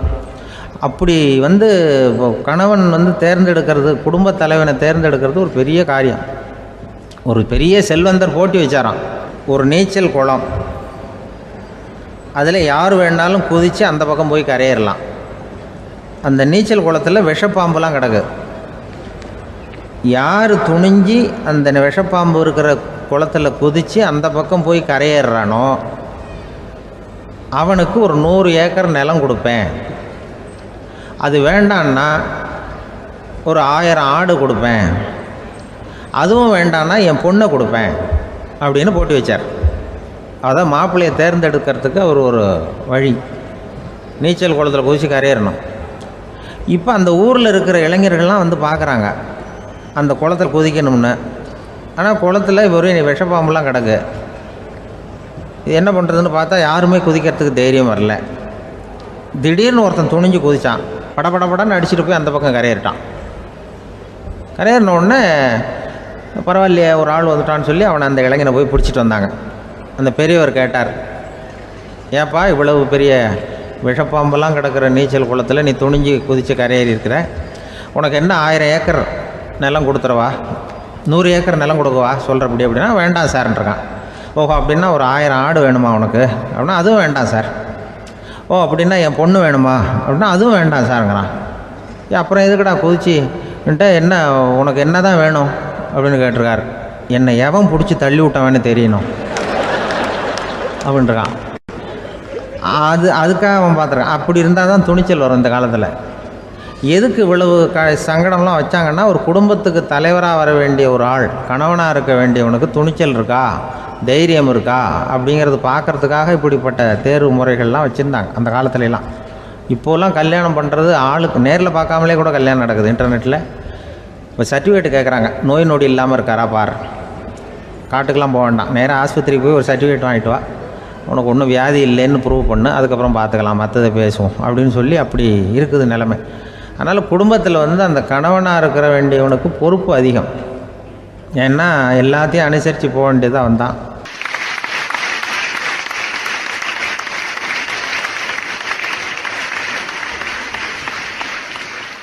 ஒரு குழந்தை பிறந்து தான் ஒரு வீட்டில், அந்த குழந்தைக்கு என்ன பேர் வைக்கிறதுங்கிறது ஒரு தகராறு. இந்த குழந்தைக்கு என்ன பேர் வைக்கிறதுங்கிறதுல தகராறு வந்துடுது. யார், கணவனுக்கும் மனைவிக்கும். அவன் என்ன சொல்கிறான், எங்கள் அப்பா பேரை தான் வைக்கணுங்கிறான் அவன். இந்த அம்மா என்ன சொல்லுது, இல்லை எங்கள் அப்பா பேரை தான் வைக்கணும் அப்படிங்குது. இது காலையிலேருந்து சண்டை, தகராறு.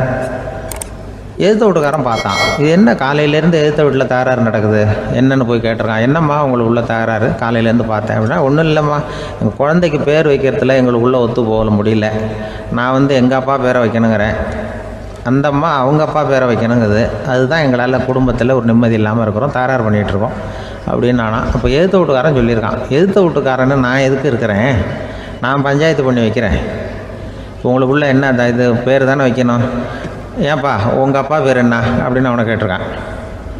எங்கள் அப்பா பேர் சீனிவாசன் அப்படின்ட்டுருக்கான். இந்த அம்மாவை உங்கள் அப்பா பேர் என்னம்மா, கிருஷ்ணன் அப்படின்னு சொல்லி இவன் யோசித்து பார்த்தான். குழந்தைக்கு சீனிவாச கோபாலகிருஷ்ணன்னு பேர் வைங்க போங்க அப்படின்ட்டு போயிட்டான். ஏற்ற விட்டுக்கு தீர்த்து வச்சுட்டு போயிட்டான். போனதுக்கப்புறம் இவங்க 2 பேரும் பேசிக்கிட்டாங்க. சரி, இந்த சீனிவாசன் சரி, கிருஷ்ணன் சரி, நடுவில் கோபாலம் யார் அப்படின்னு சொல்லி அவனை போய் இழுத்துட்டு வந்தான். எழுத்து வீட்டில் போய், அது யாரா, அது இங்கே வா, அது யாரா கோபாலன், அது எங்கள் அப்பா பேர், நீ அதை மட்டும் எதுக்கு விட்டு வைக்கிற, அதையும் சேர்த்து வச்சுட்டு போடான். அதாவது குடும்பத்தில் ஒரு கணவனும் மனைவியும் ஒரு சின்ன விஷயத்தில் கூட ஒத்து போகலன்னா இப்படி தான் ஏற்று வீட்டுக்காரன் பஞ்சாயத்துக்கு வருவான். கோபாலன்னு குறுக்க வருவான் ஒருத்தன். அப்படி அந்த அனுசரிப்புங்கிறது குடும்பத்தில் ரொம்ப அவசியம். கணவனும் மனைவி அது ஒன்றுக்கு மேலே இந்த கல்யாணம் பண்ணிக்கிறாங்க, அது ரொம்ப அவஸ்தை. ஒருவனுக்கு ஒருத்திங்கிறது நம்ம இதெல்லாம் சொல்கிறது. ஒன்றுக்கு மேற்பட்ட திருமணங்கள் சங்கடத்தில் தான் கொண்டு விடும். நிறைய சொல்லுவாங்க. உலகத்திலேயே ஒரு பெரிய இது என்ன தெரியுங்களா, இயற்கை நிர்ணயம் பண்ணுது. இப்போ வந்து நம்ம சில பேருக்கு எனக்கு பொம்பளை பிள்ளை வேண்டாம் ஆம்பளை பிள்ளை வேண்டான்னு சொல்லி இந்த ஸ்கேன் பண்ணி என்னென்னவோ பண்ணிகிட்டு இருக்கிறாங்கல்ல. ஆனால் இயற்கை வந்து அந்த 50-50 ரேஷியோவை அது வந்து மெயின்டைன் பண்ணிகிட்ருக்கு. இந்த உலகத்தில் ஒரு அதிசயமான உண்மை என்னென்னா 116 ஆம்பளை பிள்ளை பிறந்தா 100 பொம்பளை பிள்ளை பிறகுதான். உலக அளவில் 116 ஆம்பளை பிள்ளை பிறந்தா 100 பொம்பளை பிள்ளை பிறகுது. இது எதுக்கு 16 அதிகமாக பிறகுதுன்னா அந்த வாலிப வயசு அடையிறதுக்குள்ளே 16 செத்து போகுது. 16 அங்கங்கே ஓடுறது கொஞ்சம் முரட்டத்தனமாக போகிறதுனால செத்து போகுது. அந்த 50-50 இந்த ஒருத்தருக்கு ஒருத்தங்கிற ரேஷியோவை இயற்கை வந்து மெயின்டைன் பண்ணிகிட்டு இருக்கு. அது ஒரு பெரிய அதிசயம். அதை விட பெரிய அதிசயம் என்னென்னா இந்த உலக யுத்தம் நடந்ததில்ல, முதல் உலக யுத்தம், 2வது யுத்தம், அப்போ பார்த்துருக்குறாங்க, கணக்கு எடுத்துருக்குறாங்க. அந்த யுத்தம் முடிஞ்ச பிறகு 116 ஆம்பளை பிள்ளைக்கு பதிலாக 160 170 பிறக்க ஆரம்பிச்சுதான். 100 பெண் குழந்தைக்கு 170 180 ஆண் குழந்தை. இது எதுக்குன்னா அந்த போரில் செத்து போகுதில்ல ஆம்பளை பிள்ளைகள், அதை ஈடுகட்டுறதுக்காக அதிகமாக பிறக்க ஆரம்பிச்சிருக்கு. அந்த அளவுக்கு வந்து இயற்கை வந்து ஒரு பெரிய ரேஷியோவை மெயின்டைன் பண்ணுது. அதாவது ஒருவனுக்கு ஒருத்திங்கிறத அது சொல்லிகிட்டு இருக்கு. புறாவெல்லாம் வளர்த்திங்கன்னா, நான் கூட புறா வளர்த்துருக்குறேன் ஊரில். புறா வளர்த்திங்கன்னா ஒரு தடவைக்கு 2 முட்டை தான் விடும் ஒரு வீட்டுக்கு. அந்த 2 முட்டையும் குஞ்சு பறிச்சுன்னா அதில் ஒன்று வந்து ஆணாக இருக்கும், ஒன்று பொண்ணாக இருக்கும். அது எந்த முட்டை ஆண் எந்த முட்டை பெண்ணுங்கிறத இயற்கை நிர்ணயம் பண்ணுது. அதை வந்து நம்ம மாற்றவே முடியாது. ரெண்டையும் அந்த பெண்ணாவோ ரெண்டையும் ஆணாவோ மாற்ற முடியாது நம்ம. அதனால் அந்த இயற்கையை புரிஞ்சுக்கிட்டு நாம் நடந்துக்கணும். அதனால தான் ஒரு கணவன் ஒரு மனைவி, அதான் ஒருத்தருக்கு ஒருத்தங்கிறது. ஒன்றுக்கு மேலேனா சங்கடம் தான். ஒரு பஸ்ஸில் வந்து ரெண்டு பெண்கள் வந்துக்கிட்டு இருந்தாங்களாம். பஸ்ஸு பிரயாணம். 2 பெண்கள் வந்து பக்கத்தில் உட்காந்துருக்காங்க. அந்த கண்டக்டரை கூப்பிட்ருக்காங்க, இங்கே வாயா அப்படின்னு அந்த ஒரு அம்மா கூப்பிட்ருக்கு. என்னம்மா அப்படின்ட்டுருக்கார். வந்து இந்த ஜன்னலை திறந்து விட்டு போ அப்படின்னு. சரின்னு அதுக்கு பக்கத்தில் இருந்த ஜன்னலை திறந்து விட்டு அவர் போயிட்டார். பக்கத்தில் இருந்தாமல் உடனே இங்கே வாயா மறுபடியும் வாயான்னு கூப்பிட்ருக்கு. வந்து என்ன இந்த ஜன்னலை மூடி விட்டு போ அப்படின்ட்டுருக்கு. மூடி விட்டு போனார். மறுபடியும் அந்த முன்னாடி கூப்பிட்டது வாமா வாயான்னு மறுபடியும் கண்டக்டரை கூப்பிட்டு, என்ன இந்த பார், இந்த ஜன்னலை வந்து நீ மூடி வச்சின்னா நான் மூச்சு திணறி செத்து போடுவேன். அப்புறம் உடனே பக்கத்தில் இந்த அம்மா தபாரியா அந்த அம்மா பேச்சை கேட்டுட்டு நீ திறந்து வச்சின்னா நான் குளிர் தாங்காமல் செத்து போடுவேன் அப்படின்ட்டு அவர் தலையை பிச்சுக்கிறார் கண்டக்டர். என்னடா பெரிய ரொம்ப போச்சு, எனக்கு கொஞ்சம் தூரம் பிரயாணம், இதில் கூட அட்ஜஸ்ட் பண்ணி போகக்கூடாதா அப்படின்னு. அப்போ அந்த பஸ்ஸில் பின்னாடி ஒருத்தன் கடைசி சீட்டில் வெயில் தாங்காமல் சட்டையெல்லாம் கட்டி போட்டுட்டு ஒரு கிராமத்து ஆள் பீடி குடிச்சிட்டு வரான். அவர் கூப்பிட்ருக்கான் அந்த ஆள், அந்த கண்டக்டர், இங்கே வாயா அங்கே என்ன தகராறு அப்படின்னு. அந்த எதிர்த்து வீட்டுக்காரன் வந்தானே முன்னாடி பஞ்சாயத்துக்கு, அது மாதிரி கண்டக்டர் இங்கே வாயா, அவன் ஏன் நீ என்ன சொல்ல போகிற அப்படின்ட்டு வந்திருக்கான். சட்டையெல்லாம் கட்டி போட்டு பீடி குடிக்கிறோம், பீடி புகையை ஊதி விட்டு அங்கே என்ன தகராறு அப்படின்னு கேட்டிருக்கான். ஒன்றும் இல்லையா, அந்த அம்மா வந்து ஜன்னலை திறந்தா செத்து போவேங்குது, இந்த அம்மா ஜன்னலை மூடுனா செத்து போவேங்கிறது, நான் என்னையா பண்ணுறது ஒரு ஆள், இதுக்கு ஏன் கவலைப்படுறேன், நான் சொல்கிறத கேள்வி, நான் தீர்த்து வைக்கிறேன் பிரச்சனையை அப்படின்னு சொல்லிவிட்டு பீடியை எடுத்துவிட்டு புகையை ஊதிவிட்டு சொன்னானா, கொஞ்ச நேரம் அந்த ஜன்னலை மூடி வை, அந்த அம்மா செத்து போவோம், அப்புறம் திறந்து வை, இந்த அம்மா செத்து போவோம், நாம் நிம்மதியாக போகலாம் அப்படின்னு சொல்லிட்டு பீடி குடிக்க ஆரம்பிச்சிட்டான். அவருக்கு கோவம் வந்துட்டுது கண்டக்டருக்கு. உனக்கு என்ன நீ பாட்டுக்கு சொல்லிட்டு விடுவ, அந்த 2 அம்மாவும் செத்து போச்சுன்னா அவங்க வீட்டுக்காரனுக்கெல்லாம் யார் பதில் சொல்கிறது அப்படின்னா, கவலையே படாத, 2 பேருக்கும் நான் தான் வீட்டுக்காரன். அதனால தான் அந்த யோசனையை சொன்னேன் அவங்ககிட்ட. அப்புறம் இதுதான் அந்த ஒன்றுக்கு மேலே போச்சுன்னா அது இயற்கைக்கு விரோதம், இப்படிலாம் ஆகும். அதனால தான் அவன் அவ்வளவு ஒன்றுமே வேண்டான்ட்டு கடைசி பெஞ்சு இதில் போய் சீட்டில் உட்காந்துக்கிட்டான். அப்படி அது இயற்கையை புரிஞ்சுக்கிட்டு வாழணுங்கிறது முக்கியம். குடும்பத்தில் வந்து கணவனுடைய பங்கு என்ன, மனைவனுடைய பங்கு, குழந்தை குட்டிகள்லாம் சொல்லுவாங்க. அப்படி இருக்கணும். கணவன்கிறவனுக்கு நிறைய சகிப்புத்தன்மை தேவைப்படுது.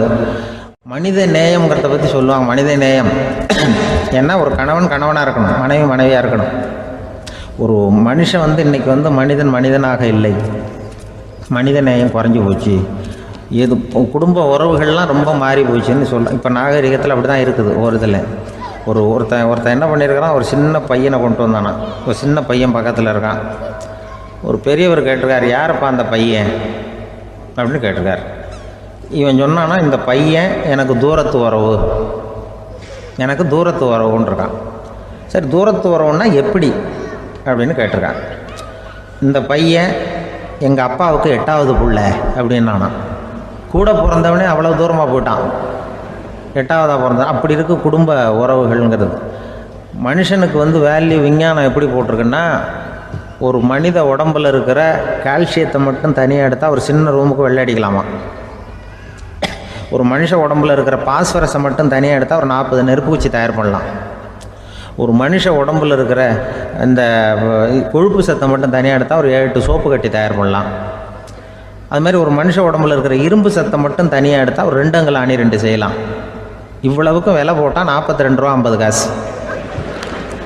இதுதான் மனுஷனுக்கு விஞ்ஞானம் போட்டிருக்கிற விலை. அது எப்போ அது ஒசரும்னா அவன் மனுஷனாக இருக்கிற வரைக்கும் இருக்கிறப்ப. அதுவும் செத்து போனால் அதுவும் கிடையாது, செத்து போனால் அதுவும் குறைஞ்சிரும். மிருகங்களுக்கெல்லாம் அப்படி இல்லை, செத்ததுக்கு அப்புறம் விலை கூடும். அங்கெல்லாம் எல்லா ஊர்லேயும் பார்த்திங்கன்னா உயிர் கோழி 50 ரூபா, உரிச்ச கோழி 60 ரூபான்னு போட்டிருக்கோம். செத்ததுக்கு அப்புறம் 10 ரூபா அதிகம். மனுஷனை வந்து நீ உயிர் மனுஷன் 42 ரூபா 50 காசு, செத்ததுக்கு அப்புறம் 52 ரூபான்னா நீயே வச்சுக்கிடாது, எனக்கு இது கண்டு போடும். அவன் வந்து எப்போ அவனுக்கு வேல்யூ கூடும்னா மனிதனாக வாழும்பொழுது தான் வேல்யூ கூடும். குடும்பத்தில் வந்து அந்த அந்த பாசத்தோடு வாழணும்னு கடவுள்கிட்ட கேட்டு சொன்னாங்களே, அதுதான். இந்த சமூகங்கிறதும் ஒரு பெரிய குடும்பம்தான். அதனால தான் இந்த நாட்டுக்குள்ள பெருமையை எல்லாரும் ஒற்றுமையாக இருந்தால் எதையும் சாதிக்கலாம்ங்கிறது தான் இந்த நாட்டுக்குள்ள பெருமை. அப்படி நிரூபித்தோம். அதனால் சமூகங்கிறதும் ஒரு குடும்பம் மாதிரி இருக்கிறது தான் பெருசு. இப்போ சில இதெல்லாம் இப்போ ஜாதி மத வேறுபாடெல்லாம் வந்து நம்முடைய முன்னேற்றத்தை வந்து தடுக்கும். விலங்குகள் வந்து நம்மளோட மேலானது. அதான் ஒரு ஊரில் ஒரு சிவன் கோயில் இருந்து தான். சிவன் கோயிலில் அந்த புறாவெல்லாம் வளர்ந்துக்கிட்டு இருந்திருக்கு. அந்த மாடத்தில், சிவன் கோயில் மாடத்தில் புறாவெல்லாம் குடியிருந்திருக்கு. உடனே அதுக்கு கும்பாபிஷேகம் பண்ணுறதுக்காக ஊரில் திட்டம் போட்டாங்க. சிவன் கோயிலுக்கு வெள்ளடிக்க ஆரம்பித்தாங்க. வர்ணம் பூச ஆரம்பித்ததும் அதுக்கு சாரம் கட்டுவாங்கல்ல, இந்த குச்சியெல்லாம் வச்சு சாரம் கட்டுவாங்க. உடனே இந்த புறாவெல்லாம் என்ன பண்ணிச்சான், இனிமேல் நம்ம இங்கே வெள்ளை அடிக்கிறாங்க, கும்பாபிஷேகம் வருது, நம்ம இங்கே குடியிருக்க முடியாது, எதிர்த்தாப்புல எங்கே போகலான்னு பார்த்துருக்கு. இந்த உயரம் கோபுரத்தில் இருந்த புறாவெல்லாம் எதிர்த்தாப்புல ஒரு மாதா கோயில் இருந்திருக்கு, சர்ச்சு. அங்கே சில மாடங்களில் புறாவெல்லாம் இருக்குது, சில மாடம் இருக்குது. உடனே நம்மளாம் அங்கே போடும் கொஞ்சம் காலத்துக்குன்னு எல்லாம் புறப்பட்டு இந்த மாதா கோயிலுக்கு போயிடுது. அங்கே போனால் அங்கே இருக்கிற புறாவோடு சேர்ந்து இதுவும் குடியிருந்துகிட்ருக்கு. கொஞ்ச நாள் என்னாச்சு, அங்கே கிறிஸ்மஸ் வந்துட்டுது. கிறிஸ்மஸ் வந்ததும் சரி இங்கேயும் வெள்ளடிக்க ஆரம்பிக்கிறாங்க. நம்ம மறுபடியும் எங்கடா போகிறதுன்னு பார்த்தா அங்கே இருக்கிற புறாவோட சேர்ந்து இதுவும் சேர்ந்து நேராக ஒரு பள்ளிவாசல் இருந்தது. எதுக்கு அங்கே இருக்கிற மாடத்தில் போய் அங்கே குடியேறிட்டுது எல்லாம். அங்கே போனால் அங்கே ரமலான் மாதம் வந்து ரம்ஜானுக்காக அதையும் புதுப்பிக்க ஆரம்பித்தாங்க. இது என்ன பண்ணுறதுன்னு சொல்லி இந்த 3 செட்டு புறாவும் சேர்ந்து என்ன பண்ணிச்சு, எங்கே போகலான்னு பார்த்தா மறுபடியும் அதுக்குள்ளே இந்த சிவன் கோயிலில் கும்பாபிஷேகம் முடிஞ்சு போச்சான். முடிஞ்சிருக்கு, அங்கே போடுவோம் எல்லாருன்னு சொல்லி எல்லா புறாவும் அந்த சிவன் கோயிலுக்கு வந்துட்டுது. அங்கே போய் மாடத்தில் அதை குடியிருந்துட்டுது. அப்போ திடீர்னு ஒரு நாள் பார்த்தா ஒரே கலவரம் பூமியில் எல்லாம் ஒருத்தனை அருவாளை தூக்கிட்டு நிற்கிறான், குச்சி எடுத்து ஒருத்தனை சுட்டுக்கிறான். ஒரே கலவரம், சத்தம், ஒரே மத கலவரம் வந்துட்டுது ஊரில். அப்போது புறாவெல்லாம் மாடத்தில் இருந்துக்கிட்டு ஒரு குஞ்சு புறா அவங்க அம்மாட்ட கேட்டு தான், இது என்ன இந்த மனுஷனுக்கு என்ன ஆச்சு, அவன் கத்தியை தூக்கிட்டு நிற்கிறானே அப்படின்னு கேட்டு தான். ஒரு குஞ்சு புறா அவங்க அம்மாட்ட கேட்டு தான், அம்மா புறா. இப்போ அம்மா அந்த புறா சொல்லித்தான், மனுஷனுக்கு இப்போ மதம் பிடிச்சிருக்கு, அதான் கத்தியை தூக்கிட்டு நிற்கிறான் அப்படின்ருக்கு. இப்போ நமக்கெல்லாம் பிடிக்கலையே அப்படின்னு தான். அப்போ அந்த புறா சொல்லித்தான், அந்த பாருமா, நாம் வந்து இந்த சிவன் கோயிலில் இருந்தாலும் நமக்கு புறான்னு தான் பேர், இந்த மாதா கோயிலுக்கு போனாலும் நமக்கு புறான்னு தான் பேர், பள்ளிவாசலுக்கு போனாலும் நமக்கு புறான்னு தான் பேர். அந்த மனுஷன் அப்படி இல்லை. அவன் இங்கே இருக்கிற வரைக்கும் இந்துன்னு சொல்லுவான், அங்கே மாதா கோயில் இருந்தான்னா கிறிஸ்தவன்னு சொல்லுவான், பள்ளிவாசலில் இருந்தான்னா முஸ்லீம்னு சொல்லுவான். அப்போ குஞ்சு புறா அது என்ன இப்படி பண்ணுறாங்க மனுஷங்க, இப்போ அவங்கள விட நம்ம வசதி போல் இருக்க, நம்ம தேவலாம் போல் இருக்க அப்படின்னு தான் அந்த குஞ்சு புறா. அப்போ அந்த தாய் புறா சொல்லித்தான், உண்மைதான், அதனால தான் நம்ம மேலான இடத்துல இருக்கிறோம், அவன் கீழே நிற்கிறான் என்னமோ அப்படின்னு சொல்லித்தான். இதுதான் அந்த குடும்பம்ங்கிறது, சமுதாயம்ங்கிறது ஒரு பெரிய குடும்பம். அது இந்த புறாக்கிட்டேருந்து மனுஷன் கற்றுக்க வேண்டியிருக்கு. அப்படி இருக்குது இன்றைக்கி மனுஷனுடைய நிலைமை.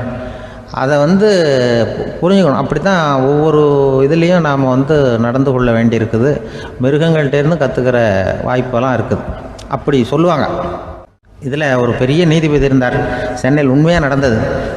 சென்னையில் ரொம்ப காலத்துக்கு முன்னாடி காந்தி இருந்த காலத்தில் சென்னையில் ஒரு நீதிபதி, அவர் ஒரு நாள் கோர்ட்லாம் விட்டு ரொம்ப கஷ்டப்பட்டு ராத்திரி சும்மா போய் உடனே வீட்டுக்கு வரல, கோர்ட்டினுடைய நடவடிக்கை முடிஞ்சு வீட்டுக்கு வராமல் போய் எங்கெங்கேயோ போய் சுற்றிவிட்டு அந்த நண்பர்களோடு அப்படி உல்லாசமாக அப்படி கொண்டாடிவிட்டு ராத்திரிக்கு வந்திருக்கிறாரு வீட்டுக்கு 1 மணிக்கு. அப்போ அந்த வயசான அம்மா வாசல்லையே காத்துக்கிட்டு இருக்கு. உள்ளே போச்சு நீதிபதி இன்னும் வந்து சேரலேன்னு வாசல்லையே நின்றுட்டு இருந்துதான். அப்போ அது வந்த உடனே பலார்னு அரைஞ்சி விட்டாங்களாம் அந்த அம்மா. ஏன்டா அவ்வளோ தூரம் எங்கே போனேன், என்ன தான் நீதிபதியாக இருந்தாலும் அவங்களுக்கு உள்ள தானே, பலான்னு அரைஞ்சிவிட்டாங்க. உடனே அவர் கலங்கி போய் அழுதாராம். மறுநாள் கேட்டிருக்காங்க அந்த பக்கத்தில் இருந்தவங்க, ஏன் நீ வந்து பெரிய நீதிபதி, பெரிய பதவியில் இருக்க, அதனால் உன்னை உங்கள் அம்மா அடிச்சிட்டாங்கன்னு அழுதியா அப்படின்னு கேட்டாங்களாம். அப்போ அவர் சொன்னாராம் நீதிபதி, இல்லை நான் வந்து இது மாதிரி எங்கள் அம்மாக்கிட்ட அடிக்கடி அடி வாங்குவேன். எப்போதும் அவங்க அடிக்கிற அடி பலமாக விழும். இப்போ அவங்க அடித்தது எனக்கு வலிக்கவே இல்லை. அந்த அளவுக்கு அவங்களுக்கு வயசாகிட்டுதே, பலம் குறைஞ்சிட்டுதேன்னு நினச்சி அழுதேன் அப்படின்னுக்காரான். அதுதான் புள்ள அம்மா பேரில் உள்ள பாசங்கிறது. இதே போல் நான் சொன்னது மாதிரி முன்னாடி இவர் ஒரு இறைநேச செல்வர் ஒருத்தர் இருந்தார். ஒரு அம்மா வந்து எனக்கு அப்பா தண்ணி கொடுப்பா அப்படின்றது படுக்கையில் இருந்த அம்மா. இவர் ஏதோ படிச்சுக்கிட்டு இருந்தவர், ஒரு சின்ன இளைஞர் உடனே ஓடி போய் ஒரு குவளையில் தண்ணி எடுத்துகிட்டு போய் அம்மாவுக்கு முன்னாடி நிற்கிறார். முன்ன அந்த அம்மா அதுக்குள்ளே தூங்கி போச்சு. இவர் அந்த தண்ணியை வச்சுக்கிட்டு அவர் பாட்டு நிற்கிறார். விடிஞ்சு போச்சு. விடிகிற சமயத்தில் அந்த அம்மா முடிச்சு பார்க்குது, பையன் தண்ணியோட கையில் வச்சுட்டு நிற்கிறார். ஏம்மா என்னப்பா நீ ராத்திரி பூரா தண்ணியோடு நின்றுட்டு இருக்கிறியா எனக்கா அப்படின்னு. அப்பா அவர் சொன்னாராம், ஆமாம்மா ராத்திரி தண்ணி தாகமாக இருக்குன்னு கேட்டிங்க, உடனே தண்ணி கொண்டு வந்துட்டேன். ஓடி வந்து பார்க்கும்பொழுது நீங்கள் தூங்கிக்கிட்டு இருந்தீங்க. தூங்கிட்டு இருக்கும்பொழுது உங்களை எழுப்ப வேண்டாம், தூக்கத்தை கெடுக்க வேண்டாம்னு நான் நினச்சேன். அதனால் எழுப்பலை.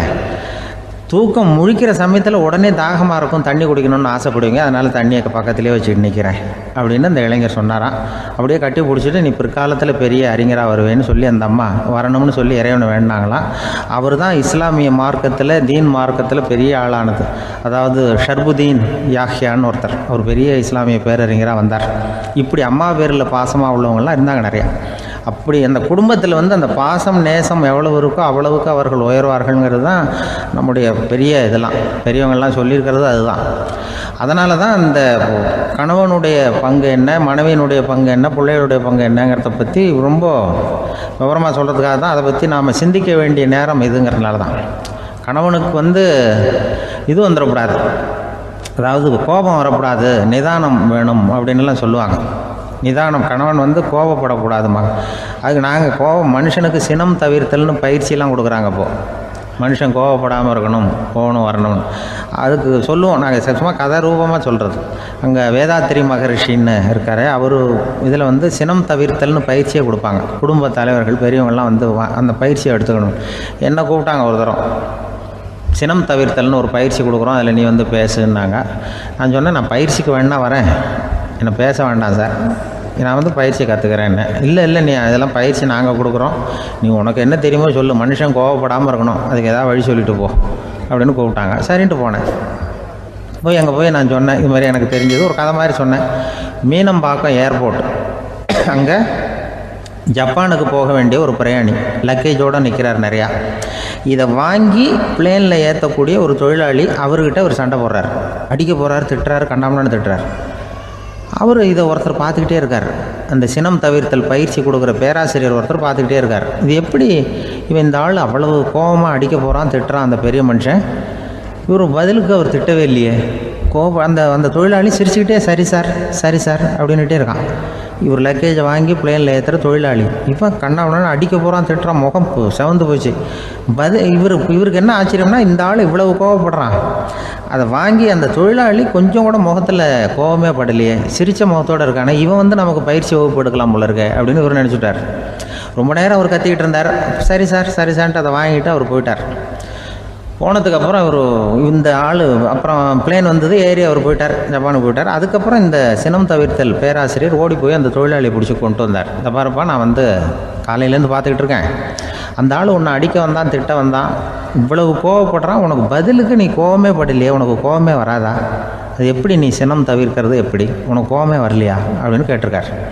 அப்போ அந்த தொழிலாளி சொன்னாரா, அப்படி இல்லை சார், மனுஷன்னு பிறந்தா கோவம் படாமல் இருக்க முடியாது, எல்லாருக்கும் கோவம் வரும், அது அவங்கவுங்க வழியில் டீல் பண்ணுவாங்க, நான் அதை என் வழியில் டீல் பண்ணேன், அவ்வளோதான். அப்போ அவர் திட்டும் பொழுது உனக்கு கோபம் வந்தது தானே? வந்தது சார். அப்போ அது எப்படி டீல் பண்ணேன்னு கேட்டிருக்காரு. அப்போ இவன் சொன்னான், நான் ஒன்றும் இல்லை சார், அந்த பிரயாணி வந்து இப்போ ஜப்பானுக்கு போயிட்டுருக்கார், அவர் லக்கேஜெலாம் அமெரிக்கா போயிட்டுருக்கு,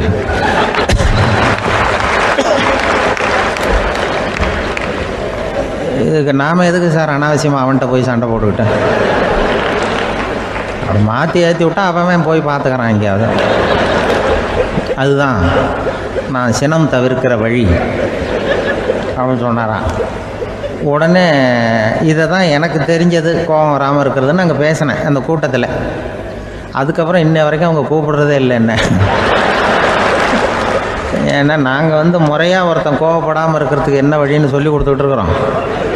நீ இப்படி பண்ணுறியப்பா அப்படின்னு சொல்லி பிள்ளைகளை பற்றி சொல்லுவாங்க. இப்போ ராமர் லட்சுமணர் கதை சொல்லுவாங்க. அதாவது ராமரும் பரதனும் பந்து விளையாடிக்கிட்டு இருந்தாங்களாம் சின்ன வயசில் பந்து விளையாடிக்கிட்டு இருந்தாங்களாம். உடனே ராமர் வந்தாராம். வந்து அவங்க அம்மா கோசலை மடியில் சோர்ந்து போய் உட்காந்தாராம். சந்தோஷமாக வந்து உட்காந்துருக்காரு. அப்போ அந்த கோசலை அம்மா கேட்டாங்களாம், ஏன்ப்பா அப்படி இவ்வளவு சந்தோஷமாக இருக்கே, என்ன காரணம் அப்படின்னு கேட்டிருக்காரு. அப்படின்னு அந்த அம்மா கேட்டிருக்கு. ராமன் சொன்னான்னா, என் தம்பியோட நான் பந்து விளையாண்டுக்கிட்டு இருந்தேன், பரதன் அவன் ஜெயிச்சுட்டான், நான் தோத்துட்டேன், என்னை அவன் ஜெயிச்சுட்டான், அவனுடைய வெற்றி எனக்கு சந்தோஷமாக இருக்குது, தம்பியோட வெற்றி, அதனால் நான் சந்தோஷமாக இருக்கேன்னு சொல்லியிருக்கு. அந்த அம்மாவுக்கு ரொம்ப சந்தோஷம், தம்பி ஜெயிக்கிறாங்கிறத பற்றி அண்ணன் சந்தோஷப்படுறானே அப்படின்னு. கொஞ்ச நேரத்தில் பரதன் வந்திருக்கான். அவன் சோர்ந்து போய் கலங்கி போய் அதே அம்மா மடியில் உட்காந்துருக்கான். நீ தான் ஜெயிச்சுட்டியாமே, நீ என்னத்துக்கு வருத்தப்பட்டுட்டு வர அப்படின்னு கேட்டிருக்க அந்த அம்மா. அப்போ பரதன் சொன்னானா, நான் ஜெயிக்கணுங்கிறதுக்காக அண்ணன் விட்டு கொடுத்தாரு, தோத்துட்டாரு, அதனால் எனக்கு வருத்தமாக இருக்குது. உண்மையில் அவர் தான் ஜெயிச்சிருக்க வேண்டியது, எனக்காக விட்டு கொடுத்தாரு அண்ணன், அதனால் நான் வருத்தப்படுறேன்னா. அப்போ அந்த அம்மா சொல்லிச்சான், இப்படி தான் தம்பியினுடைய வெற்றி அண்ணனை சந்தோஷப்படுத்துது, அண்ணனுடைய தோல்வி தம்பியை வருத்தப்பட வைக்குது, இப்படி தான் இருக்கணும் அண்ணன் தம்பின்னா, அப்படி தான் குடும்பத்தில் இருக்கணும்னு சொல்லி அந்த அம்மா சொன்னதாக சொல்லுவாங்க ராமாயண கதை. அதே போல் இப்போ இதில் வரும், நபிகள் நாயகத்தினுடைய பேரர்கள் பாத்திமாவனுடைய பிள்ளைகள் 2 பேர், ஹசன் ஹுசைன் 2 பேர் நபிகள் நாயகத்தினுடைய பேரன்மார்கள். அன்னை பாத்திமாவனுடைய குழந்தைகள். ஹசனும் ஹுசைனும் பேசிக்கிறதே இல்லையா கொஞ்ச நாள்.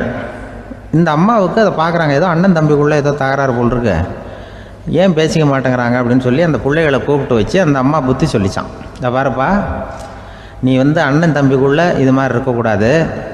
உங்கள் பாட்டனார் ஒரு புத்திமதி சொல்லியிருக்காரு, உனக்கு தெரியுமா? ஒரு முஸ்லீம் இன்னொரு முஸ்லீமோடு 3 நாட்களுக்கு மேல் பேசாமல் இருந்தால் அது அவனை கொலை செய்வதற்கு ஒப்பாகும் அப்படின்னு நபிகள் நாயகம் சொல்லியிருக்கார், தெரியுமா உனக்குன்னு அந்த அம்மா சொல்லிச்சான். அப்போ அந்த தம்பிக்காரர் சொன்னாராம், ஹுசைன் சொல்லியிருக்கார், அதுவும் எனக்கு தெரியும். அதே தாத்தா பாட்டனார் என்ன சொல்லியிருக்காருன்னா, அந்த 2 பேரில் யார் முதல்ல சலாம் சொல்கிறாங்களோ, யார் முதல்ல முன்னாடி பேசுகிறாங்களோ அவங்களுக்கு சொர்க்கம் கிடைக்கும், இறைவனுடைய ஆசி கிடைக்கும்னு சொல்லியிருக்கிறார்.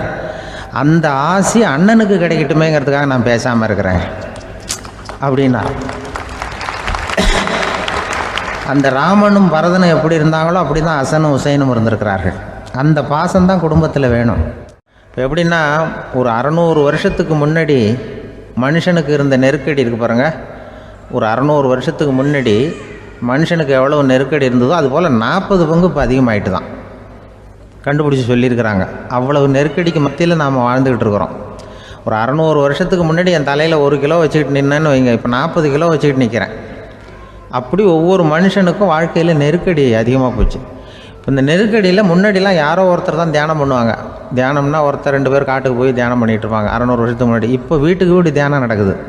ஏன்னா அந்தளவுக்கு வாழ்க்கையில் ஒரு நிம்மதி வேணும் அப்படின்னு சொல்லி பண்ணிட்டாங்க. அதுக்கு தான் இயற்கை கொடுத்துருக்கிற ஒரு இயற்கையான வைத்தியம்தான் சிரிப்புங்கிறது. இதை பற்றி பெரியவங்கள்லாம் இப்போ ஆராய்ச்சி பண்ணிகிட்டு இருக்கிறாங்க. சிரிப்புங்கிறது நாம் பிறந்து ஒரு 6 மாதத்தில் தான் முதல் தடவையாக விவரமாக சிரிக்க ஆரம்பிக்கிறோமா. நம்ம பிறந்து 6 மாதத்துக்கு, அதாவது முதல் தடவை சிரிக்க ஆரம்பிக்கிறது ஒரு 6ஆவது வாரம், 1.5 மாதத்தில் தான் குழந்தை விவரமாக சிரிக்க ஆரம்பிக்குது. அப்புறம் அப்படியே சிரிக்க ஆரம்பிக்கிறோமா. அதையெல்லாம் இப்போ கணக்கு எடுத்துருக்குறாங்க. ஒரு குழந்தை ஒரு நாளைக்கு 200 தடவை சிரிக்குதான் ஒரு குழந்தை. பெரியவங்கள்லாம் 15 தடவை சிரிக்கிறாங்களாம். 200 தடவை சிரிச்சுக்கிட்டு இருந்த நாம் அப்படியே குறைஞ்சி 15 ஆகிட்டு. அதனால தான் இருதய நோயெல்லாம் வருது, ஹார்ட் அட்டாக்லாம் வருதுன்னு கண்டுபிடிச்சிருக்கிறாங்க. 200 சிரிப்புக்கு அது இயல்புத்தன்மை, மனுஷனுடைய இயல்புத்தன்மை சிரிக்கிறது. அதுக்கு ஜோக்கே தேவைப்படாது. ஆனால் இப்போ காலங்காலமாக நாம் என்ன போதிக்கப்பட்டு வந்திருக்கிறோம்னா, சிரிப்புங்கிறது ஒரு பாவமான செயல். ஒரு முதலாளிக்கு முன்னாடி தொழிலாளி சிரித்தா மரியாதை குறைச்சல், ஒரு கணவனுக்கு முன்னாடி மனைவி சிரித்தா மரியாதை குறைச்சல், அது மாதிரி ஒரு வாத்தியாருக்கு முன்னாடி பையன் சிரித்தா மரியாதை குறைச்சல், ஒரு ஆஃபீஸருக்கு முன்னாடி பியூனு சிரித்தா மரியாதை குறைச்சல், இப்படின்னு சொல்லி சிரிப்புங்கிறது ஏதோ மரியாதை குறைவான செயல்னு காலங்காலமாக நாம் போதிக்கப்பட்டு வந்திருக்கிறோம். இப்போ மரபு ரீதியாகவே அந்த சிரிப்பு நம்மகிட்ட சிறைப்பட்டுருக்கு தான், அடங்கி போச்சு. அந்த சிறைப்பட்டு இருக்கிற சிரிப்பை வெளியில் கொண்டு வர்றதுக்கு தான் ஜோக்குன்னு ஒரு சாவியை போட வேண்டியிருக்கு. வேறு இந்த ஜோக்குக்கும் சிரிப்புக்கும் சம்மந்தம் இல்லை. அதை ஏற்கனவே இருக்கிறத வெளில கொண்டு வரதுக்கு ஒரு சாவி மாதிரி உபயோகப்படுதுன்னு இப்போ அதை பற்றி ஆராய்ச்சி பண்ணுறவங்களாம் சொல்கிறாங்க. ஏன்னா சிரிப்புக்கு ஜோக்கு தேவைப்படாது. இப்போ ஒரு குழந்தை தொட்டிலில் படுத்துருக்குன்னு வைங்களேன், குழந்தை தொட்டிலில் இருக்குது, அது முகத்துக்கிட்ட போய் ஒரு கிளுகிழுப்பை ஆட்டுங்க சிரிக்கும். அந்த கிளுகிழுப்பை சத்தமே சிரிக்க வைக்கிறதுல அதுதான் மனுஷனுடைய இயல்புத்தன்மை. அது என்ன ஜோக்காது? சத்தம். ஒரு கிளுகிழுப்பையை கொண்டு போய் குழந்தை முகத்துக்கிட்ட ஆட்டினா சிரிக்குதே, அதுதான் இயல்புத்தன்மை. அதே கிளுகிழுப்பையை ஒரு தாத்தா மூஞ்சிக்கிட்ட ஆட்டுங்க கோவம் வந்துடும், அடிக்க வருவார். என்னடா விளையாட்டு இது அப்படிம்பார். ஏன்னா அவர் சிரிச்சுக்கிட்டு இருந்தவர், அப்படி இருந்தவர் ஒரு காலத்தில். ஒரு கிளுகிழுப்பைக்கு சிரித்தவர் ஒரு காலத்தில் இப்போ கோவப்படுறாருன்னா அந்த அளவுக்கு நம்ம மாறி போயிட்டே வந்துக்கிட்டு இருக்கிறோம். அதனால் அந்த இயல்புத்தன்மை மாறாமல் இருக்கணுங்கிறது ரொம்ப முக்கியம். அதுக்காக எல்லோரையும் குழந்தையாக்க முடியாது. மனுஷன் எல்லோரும் இனிமேல் வயசுங்கிறது கூட ஆகிட்டே தான் இருக்கும். அதுக்காக குறைச்சிக்கிட்டே போக முடியாது. அதுக்கு யாராவது மருந்து கண்டுபிடிச்சாதான் உண்டு. ஆனால் ஒருத்தர் மருந்து கண்டுபிடிச்சாராம், சொல்லுவாங்க. ஒரு டாக்டர் ஒரு மாத்திரை கண்டுபிடிச்சாராம். ஒரு மாத்திரை சாப்பிட்டா ஒரு வயசு குறையும், ஒரு மாத்திரை சாப்பிட்டா ஒரு வயசு குறையும் அப்படின்னு ஒரு மாத்திரையை கண்டுபிடிச்சிருக்காரு. ஒரு பாட்டி அம்மா, 90 வயசு பாட்டி, அது போயிருக்கு. அதே டாக்டர்கிட்ட போய், ஐயா எனக்கு ஒரு பாட்டில் மாத்திரை கொடுங்க, இந்த வயசு குறையிற மாத்திரை அப்படின்றது. அவர் ஒரு பாட்டில் கொடுத்தாரு மாத்திரை. பாரும்மா பாட்டியம்மா, ஒரு மாத்திரை சாப்பிட்டா ஒரு வயசு குறையும், எடுத்துகிட்டு போகணும்னு கொடுத்துருக்காரு டாக்டர். இந்த 90 வயசு பாட்டி எடுத்துகிட்டு வீட்டுக்கு வந்துட்டு மறுநாள் அதே டாக்டர்கிட்ட போயிருக்கு. 30 வயசு பொண்ணாக போச்சான். 30 வயசு பொண்ணாக மாறி அதே டாக்டர்கிட்ட போயிருக்கு. இடுப்பில் ஒரு கை குழந்தை, அது சட்டை கட்ட போடாமல் கட்டவரில் வாயில் வச்சுட்டு உட்காந்துருக்கு. நேராக டாக்டர்கிட்ட போய், டாக்டர் நேற்று வந்தேன், ஏதோ ஒரு மாத்திரை சாப்பிட்டா ஒரு வயசு குறையினீங்க, நான் ஏதோ ஒரு ஆர்வத்தில் ஒரு 30-40 மாத்திரை சாப்பிட்டேன், இப்படி ஆகிட்டேன் அப்படின்னு. இப்போ டாக்டர் சொல்லியிருக்காரு, இதுக்கு ஏமா வருத்தப்படுற, எல்லோரும் வயசு குறையணும்னு தான் நினைக்கிறாங்க, உனக்கு வயசு குறைஞ்சிட்டுது, நீ சந்தோஷப்படு, இதுக்கே மறுபடியும் என்னட்ட வந்திருக்கிற அப்படின்னாரான் டாக்டர். அப்போ அந்த அம்மா சொல்லித்தேன், அதை என்னை பற்றி பரவாயில்ல டாக்டர், என் இடுப்பில் பாருங்கள் கை குழந்தை, இது சட்டை கிட்ட போடாமல் உட்காந்துருக்கு, கட்டவரில் வாயில் வச்சுட்டு உட்காந்துருக்கு, இது ரொம்ப ஆர்வத்தில் ஒரு 70 மாத்திரையை சாப்பிட்டு விட்டுது, இது என் வீட்டுக்காரரு. இவர் இடுப்பை விட்டு கீழே இறங்க மாட்டேங்கிறாரு. நான் எதையாவது கொடுத்து இனிமேதான் வயசை கூட்டி இறக்கி விடுவேன் டாக்டர் அப்படின்னு தான். அவர் ஏதோ நமக்கும் இதுக்கும் சம்மந்தம் இல்லைங்கிறது மாதிரி கட்டாரில் வச்சுட்டு அவர் பாட்டு உட்காந்துருக்கார். ஏதோ நமக்கு இந்த உலகமே இல்லை, நமக்கு சம்மந்தம் இல்லைங்கிற மாதிரி உட்காந்துருக்கார். இப்படியே நான் தூக்கிட்டு எங்கே அலையிறது அப்படின்னு தான். அதனால் வயசை குறைக்கிறது இயற்கைக்கு விரோதமாக நாம் பண்ண முடியாது. ஆனால் இந்த இயல்புத்தன்மை மாறாமல் வச்சுக்கலாம். குழந்தை மாதிரி மாற முடியாதே தவிர அந்த குழந்தை தன்மையோடு வாழறதுக்கு கற்றுக்கணும். அதுதான் வாழ்க்கையில் இன்பமாக வாழறதுக்கு வழி. குழந்தைத்தனமாக இருக்கக்கூடாது, குழந்தை தன்மையோடு இருக்கணும்னு சொல்லுவாங்க. குழந்தை தன்மைங்கிறது வேறு, குழந்தைத்தனம்ங்கிறது வேறு. அப்படி ஒரு மாத்திரை கண்டுபிடிச்சிட்டா இப்போ யாராவது ஒருத்தவங்க இடுப்பில் குழந்தைய தூக்கிட்டு போனால் போய் கேட்கணும், ஏம்மா இது ஏன் வீட்டுக்காரரா உன் குழந்தையா அப்படின்னு கேட்டு அதுக்கப்புறம் அவருக்கு வணக்கம் சொல்லணும். இப்படிலாம் ஆகிடும் நிலைமை. இயற்கையை நம்ம மாற்ற முடியாது, அதுக்கு தகுந்தாப்புல தான் நாம் பண்ணணும். குழந்தை தன்மையோடு வாழறதுக்கு குடும்பத்தில் குழந்தை தன்மைங்கிறது எப்படின்னா, இப்போ சில பேருக்கு அந்த குழந்தைத்தன்மை உண்டு. ஒரு வீட்டில் ஒரு புள்ள படுத்துருக்கு, அம்மா எழுப்புறாங்க, காலேஜுக்கு நேரமாச்சு எழுந்திரிப்பா, காலேஜுக்கு நேரமாச்சு எழுந்திரிப்பா அப்படின்ட்டு. அந்த அம்மா அந்த புள்ளை சொல்லியிருக்கு, ஐயோ எனக்கு காலேஜுக்கு போகிறதுக்கே பிடிக்கலம்மா, என்னை தொந்தரவு பண்ணாத, காலேஜுக்கு போகிறதுக்கு எனக்கு பிடிக்கல அப்படின்னு தான். அப்போ அந்த அம்மா சொல்லியிருக்கு, ஏன் உனக்கு காலேஜுக்கு போகிறதுக்கு பிடிக்கல, கல்லூரிக்கு போகிறதுக்கு, அதுக்கு 2 காரணம் சொல்லு அப்படின்னு இருக்கா. அப்போ அந்த புள்ளை சொல்லிச்சான், ஏன் பிடிக்கலன்னா, கல்லூரியில் இருக்கிற வாத்தியாருக்கும் என்னை பிடிக்க மாட்டேங்குது, ஆசிரியர்களுக்கும். 2வது காரணம், கல்லூரியில் படிக்கிற மாணவர்களுக்கும் என்னை பிடிக்கல, அதனால் நான் காலேஜுக்கு போக மாட்டேன்ற குழந்தை புள்ள சொல்லியிருக்கு. அம்மா அப்படிலாம் நீ இதுக்காக போகாமல் இருக்கக்கூடாது, நீ போய் தான் ஆகணும் அப்படின்னு பிடிவாதமாக அந்த அம்மா பிள்ளைய எழுப்புனாங்களாம்.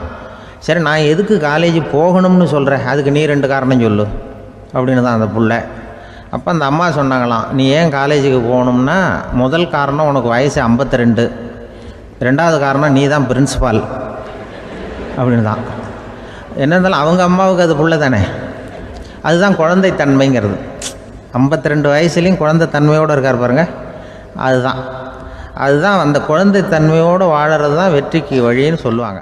ஒரு அம்மா சொல்லுது, அதாவது கணவன் மனைவியாக இருந்துட்டு அப்புறம் விவாகரத்து வாங்கிக்கிட்டு அதுக்கப்புறம் அந்த அம்மா பேசுகிறத நேற்று தொலைக்காட்சியில் போட்டாங்க. அது என்ன சொல்லுதுன்னா, நாங்கள் வந்து கணவனும் மனைவியாக இருக்கிறப்போ எங்களுக்குள்ளே சண்டை வந்துக்கிட்டு இருந்தது. இப்போ விவாகரத்து வாங்கிட்டு இப்போ நண்பர்களாக இருக்கிறோம். இப்போ வந்து சண்டையே வர்றதில்லை எங்களுக்குள்ளே. அப்படி பாருங்கள், கணவன் மனைவியாக இருந்தப்போ சண்டை வந்து தான், விவாகரத்து வாங்கினது மறுபடியும் நாங்கள் நல்லபடியாக தான் இருக்கிறோம், ஒன்றும் எங்களுக்கு சண்டை வரல. அப்படி இருக்குது இப்போ காலம் போய்கிட்டு இருக்கு. நேற்று அப்படி ஒரு இது என் கூட வேலை பார்க்குறப்போ ஒரு அம்மா இருந்தாங்க. அவங்க எப்போதும் அவங்க வீட்டுக்காரர் படத்தையே வச்சுருப்பாங்க, கையில் பத்திரமா வச்சுருப்பாங்க. அவ்வளவு மரியாதை மதிப்புன்னு சொல்லி நாங்கள்லாம் அவங்கள பெருசாக நினைப்போம். இது எதுக்குமா அவங்க வீட்டுக்காரர் படத்தை பத்திரமா இல்லை கையிலேயே வச்சுருக்கீங்களே, ஆஃபீஸுக்கெல்லாம் எடுத்துகிட்டு வந்து வச்சு அடிக்கடி எடுத்து பார்த்துக்குவாங்க. அவ்வளவு பிரியமாக அவங்க வீட்டுக்காரர் இல்லை. ஆமாம், எனக்கு வந்து ஏதாவது பிரச்சனை வந்துவிடுதுன்னா உடனே எங்கள் வீட்டுக்காரர் படத்தை எடுத்து பார்ப்பேன். பரவாயில்லையே இப்படி ஒரு இதாக. ஆமாம், இதை பார்த்துட்டு நினச்சிக்குவேன், இதை விட பிரச்சனை வேறு என்ன இருந்துட போகுது உலகத்தில் அப்படின்னு நினச்சிக்குவேன். உடனே எனக்கு எல்லாம் போயிடும் அப்படின்ட்டு தான். அப்படி ஒரு அம்மா இருந்தாங்க, இப்போவும் இருக்காங்க, வேலை பார்த்துக்கிட்டு இருக்காங்க. அப்படிலாம் நீங்கள் இருக்கிற தாய்மார்கள் பெண்கள் யாராவது அப்படி கூட பண்ணலாம். எப்போதுமே உங்கள் வீட்டுக்காரர் படத்தை கையில் வச்சுக்கோங்க. அது ஒரு யோசனை, குடும்பம் குதூகலமாக இருக்கிறதுக்கு அது ஒரு யோசனை. அதே மாதிரி இவங்களும் அவங்க படத்தை வச்சுக்கலாம், வச்சுக்கிட்டு பிரச்சனை வரும்பொழுது பார்த்துக்கணும். இதை விட நமக்கு என்ன வந்துட போகுது பெருசாக அப்படி தான் இருக்கணும். குடும்பம் வந்து நல்லபடியாக இருக்கணும்னா அதுக்கு இப்போ சொல்லுவாங்க, கடவுளே வந்து ஒரு வீட்டு கணவன் வீட்டு தலைவர் கனவுல வந்தாராம். கடவுள் வந்து இது மாதிரி உன்னை விட்டுட்டு உங்கள் குடும்பத்தை உன்னையெல்லாம் விட்டுட்டு போக போகிறேன்னா, அதனால் ஏதாவது வரம் வேணும்னா கேட்டு போய் வாங்கிக்கோ அப்படின்னு கடவுள் சொன்னாராம் அந்த குடும்ப தலைவர்கிட்ட. அவருக்கு என்ன கேட்குறதுன்னு புரியல. கடவுள் வந்து விட்டுட்டு போகிறேங்கிறாரு, ஏதாவது வரம் கேட்டுக்கோ அப்படின்னு நம்ம என்ன பண்ணுறது, என்ன கேட்குறதுன்னு ஒன்றும் புரியல. குழம்பிக்கிட்டு இருந்தான் அந்த ஆள் கனவுல. இப்போ கடவுள் சொன்னாரா, சரி நீ ரொம்ப குழப்பமாக இருக்க, நாளைக்கு மறுபடியும் உன் கனவுல வரேன், அதுக்குள்ளே நீ முடிவு பண்ணி வை, உனக்கு என்ன வரம் வேணுமோ கேட்டு வாங்கிக்கோ, உனக்கு வரம் கொடுத்துட்டு நான் போயிடுறேன், உன்னை விட்டுட்டு போகிறதா நான் முடிவு பண்ணிட்டேன் அப்படின்ட்டுருக்காரு கடவுள். சரி ஒரு நாள் அவகாசம் கொடுங்க, நாளைக்கு நான் அதுக்குள்ளே முடிவு பண்ணி வைக்கிறேன்ட்டு அவர் வந்தார். மறுநாள் முழிச்சுக்கிட்டு மனைவி மகன் மக்கள் எல்லோரையும் கூப்பிட்டார், குடும்பத்தில் எல்லாரையும். இப்படி வாங்க, இது மாதிரி நேற்று கனவுல வந்தார் கடவுள், நம்மளை விட்டுட்டு போக போகிறாராம், என்ன வரம் வேணும்னு கேட்டு வாங்கிங்கோ அப்படின்னு போய் சொல்லிட்டார். என்ன கேட்குறதுன்னா அப்படின்னு அந்த கணவன் கேட்குறான். இந்த மனைவி சொல்கிறாங்க, என் உடம்பு பூரா நகையாக இருக்கணும் அப்படின்னு கேள் அப்படின்ட்டுருக்கு. அதுக்குள்ளே அந்த ஒரு பொண்ணு ஓடி வந்து, அப்படிலாம் கேட்காதப்பா கடவுள்கிட்ட, இப்போ இருக்கிற சொத்து எவ்வளோ இருக்கோ அதுபோல் இன்னொரு பங்கு வேணும்னு கேள் அப்படின்னு. அந்த பையன் வந்து அவன் வேறு சொன்னான், அவன் அது நமக்கு வந்து இது போல் ஒரு 10 பங்காவது வேணும், 2 பங்களா கார் வேணும் அப்படின்னு அவன் ஒரு லிஸ்ட்டை கொடுத்தான். இவர் என்ன கேட்குறதுன்னு முடிவு பண்ணுறதுக்குள்ள அங்கே வேலை செய்கிற அம்மா, ஒரு வயசான அம்மா வந்திருக்கு, வேலை செய்கிற அம்மா. அது வந்து சொல்லிச்சான் இவர்கிட்ட, தப்பாரு கடவுள்கிட்ட அப்படிலாம் கேட்காதப்பா, நாளைக்கு வரும்பொழுது என்ன வர வேணும்னா எங்கள் குடும்பத்தில் எல்லாரும் அன்பாக இருக்கணும் பாசமாக இருக்கணும்னு கேட்டு வாங்கிக்கோ வரத்தை, அன்பு பாசம் குடும்பத்தில் எப்போதும் நிலவணும்னு கேட்டு வாங்கிக்கோ, வேறு எல்லாம் நம்ம பார்த்துக்கலான்னு அந்த பெரியம்மா சொல்லித்தான். மறுநாள் அதே மாதிரி படுத்து தூங்கினார். கடவுள் கனவுல வந்தார். வந்து கேட்கும்பொழுது இவர் சொன்னாராம், ஐயா எனக்கு வந்து எங்கள் குடும்பத்தில் நாங்கள் கணவன் மனைவி புள்ள குட்டி எல்லாம் பாசமாக இருக்கணும் அன்பாக இருக்கணும், இதுதான் எங்களுக்கு வர வேணும் அப்படின்னு கேட்டாராம். இவர் கேட்டதும் கடவுள் வந்து தலையை சொரிய ஆரம்பிச்சிட்டாராம். ஏன் என்ன யோசிக்கிறீங்கன்னு கேட்டிருக்காரு. நீங்கள் அன்பாக பிரியமாக இருந்தீங்கன்னா அப்புறம் ஏன் நான் உங்களை விட்டுட்டு போக போகிறேன், நான் ஏற்கனவே இல்லைங்கிறதுனால தான் உங்களை விட்டு போகலாம்னு முடிவு பண்ணியிருந்தேன். இப்போ நீங்கள் ஏற்கனவே பாசமாக இருந்தீங்கன்னா நான் இனிமேல் போக மாட்டேன், அதனால் ஏன் முடிவும் மாற்றிக்க வேண்டியது தான், உங்கள் கூட தான் இருக்க போகிறேன்னாராம். இப்படி ஒரு கதை சொல்லுவாங்க. அதனால் ஒரு குடும்பத்தில் அந்தந்த உறவு முறைகள் சரியாக இருக்கிற வரைக்கும் எல்லாம் நல்லாயிருக்கும். அங்கே தான் இறைவன் வாழும் இல்லம்ங்கிறாங்களே, அதுதான் அது. அதில் அந்த குடும்ப தலைவருங்கிறவர் கணவன் அப்படிங்கிறதுனால அவருக்கு தான் பொறுப்பு. அவருக்கு நிறைய சகிப்புத்தன்மை வேணும், கோபம் வரக்கூடாது, யார் என்ன சொன்னாலும் போகணும். சில கணவன்மார்கள் வந்து எது சொன்னாலும் மனைவி வந்து தட்டுறதில்லை, அங்கே போனால் போவாங்க, எதுக்கு போக சொல்கிறேன்னு கேட்குறதில்ல, போகிறது, இங்கே வான்னா வர்றது. திருவள்ளுவர் மனைவி இருந்தாருன்னு சொல்கிறாங்கல்ல, அது மாதிரி. அது எப்படின்னா ஒருத்தர் சொன்னார், அது அப்படி இல்லை, அதுக்கு ஒரு கதை சொன்னார். ஹிட்லர் வந்து வந்தாராம் ஒரு தடவை, ஒரு பெரிய கப்பல் மேலே, கப்பலுடைய மேல் தளத்தில் ஹிட்லர் வந்துக்கிட்டு இருக்கார். ஒரு இங்கிலீஷ் கேப்டன் எதிரில் நிற்கிறான். அவனுக்கு பெரிய ஆச்சரியம், இந்த ஆள் எப்படி இப்படி ஒரு தனி மனிதனாக இருந்துக்கிட்டு உலகத்தையே இப்படி இந்த பாடுபடுத்துகிறார் அப்படின்னு சொல்லி, உன்னுடைய வெற்றிக்கு என்ன காரணம்னு கேட்டாராம் அந்த இங்கிலீஷ் கேப்டன். இப்போ ஹிட்லர் சொன்னாராம், என்னுடைய வெற்றிக்கு காரணம் என்கிட்ட வேலை செய்கிற ஊழியர்கள், நான் கிழிச்ச கோட்டை தாண்ட மாட்டாங்க, நான் என்ன சொல்கிறேனோ அதை உடனே செய்வாங்க, ஏன் எதுக்குன்னு எதிர்த்து பேச மாட்டாங்க, அதுதான் என்னுடைய வெற்றிக்கு காரணம் அப்படின்னு சொல்லி அதை நிரூபித்து காட்டுறேன் பார் அப்படின்னு சொல்லி கையை தட்டினாராம் ஹிட்லர். உடனே ஒரு சிப்பாய் எங்கேருந்து வந்து லெஃப்ட் ரைட் போட்டு வந்து சல்யூட் பண்ணி நின்னான். உடனே ஹிட்லர் சொன்னார், நீ அப்படியே இந்த கப்பல் மேல் தளத்துலேருந்து அப்படி கடலில் விழுந்து செத்து போடா அப்படின்னு பொத்துன்னு குதிச்சுட்டான். எதுக்கு சொல்கிறேன் என்ன இதில், உடனே குதிச்சு செத்து போட்டான். இவருக்கு பெரிய ஆச்சரியம் கேப்டனுக்கு. ஹிட்லர் சொன்னார், இதுதான் என்னுடைய வெற்றி காரணம், தப்பார் இன்னொருத்தனை கூப்பிட்றேன் அப்படின்னு தட்டினா இந்த பக்கத்துலேருந்து ஒருத்தன் வந்தான், லெஃப்ட் ரைட்னு வந்து நின்னா, நீ இப்படி குதிச்சு செத்து போடா அப்படின்னு பொத்துன்னு குதிச்சுட்டான். எதுக்கு போக சொல்கிறீங்கன்னு ஒன்றுமே கேட்கல, குதினா உடனே குதிச்சுட்டான். அப்போ ஹிட்லர் சொன்னார், இதே மாதிரி என்னுடைய ஒவ்வொரு ஊழியர்களும் இருக்கிறாங்க, நானும் ஊழியர்களை இழக்கிறதுக்கு தயாராக இல்லை, தப்பாருக்கு தயாராக இருப்பேன் எப்போதும், தப்பார் இன்னொருத்தரம் தட்டுறேன்னு இன்னொருத்தர் வந்தார். எதிர்த்தாப்புலேருந்து ஒருத்தன் லெஃப்ட் ரைட் சல்யூட் அடித்தான். நீயும் குதிச்சு செத்து போடான்ருக்கார் ஹிட்லர். இவனால் பொறுக்க முடியல, இந்த இங்கிலீஷ் கேப்டன் அனாவசியமாக ஒவ்வொருத்தனாக குதிச்சுட்றானேன்னு சொல்லி ஓடி போய் அவனை குதிச்சிட்டான். குதிக்கிறதுக்கு முன்னாடி பிடிச்சி தனியாக எழுத்துட்டு போட்டான்.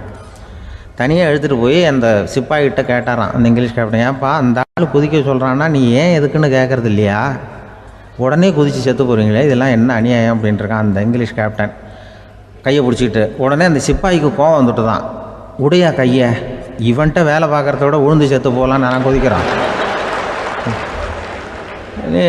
என்ன அனாவசியமாக எதுக்கே இருக்க சொல்கிறேன் அப்படின்னு சொல்லி குதிச்சுட்டானா. அதனால் இந்த உடனே சொல்கிறத செய்கிறாங்க பாருங்கள், அவங்கள நம்பக்கூடாது. கணவன்மார்களுக்கு ஒரு எச்சரிக்கை, சொல்கிறத உடனே செஞ்சுருவாங்க மனைவி, நீ அங்கே போனால் போங்க வரணும் அது ஹிட்லர் மாதிரி நினைக்கிறாங்கன்னு அர்த்தம். இதுகிட்ட பேசிக்கிட்டு இருக்கிறத விட சொல்கிறத செஞ்சுட்டு போடுவோமே, அப்படி சமாளிக்கிற கணவன்மார்கள் உண்டு. குடும்பத்தில் வந்து அப்படிலாம் இருந்து சமாளிக்கிறாங்க.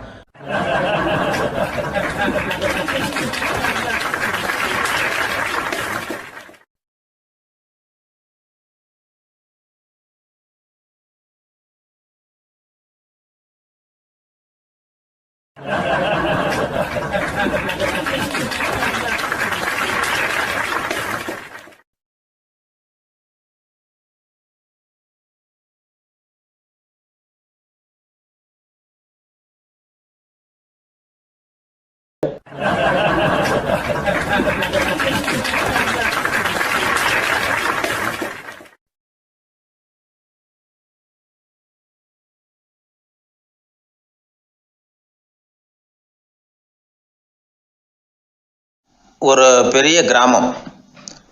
அந்த கிராமத்தில் ஒரு பண்ணையார் வீடு, அதுதான் அந்த கிராமத்திலேயே பெரிய வீடு. ஒரு நாள் ஒரு திருடன் அந்த கிராமத்துக்கு வந்தான், சுற்றி பார்த்தான். அந்த பண்ணையார் வீடு கண்ணில் பட்டுது. இன்னைக்கு ராத்திரி இந்த வீட்டில் தான் நம்ம தொழிலை ஆரம்பிக்கணும் அப்படின்னு சொல்லி அவன் முடிவு பண்ணிக்கிட்டான்.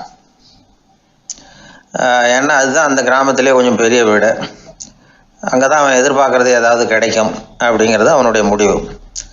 நடு ராத்திரி அவன் மெதுவாக சுவரேறி குதித்து அந்த பெரிய வீட்டுக்குள்ளே புகுந்தான்.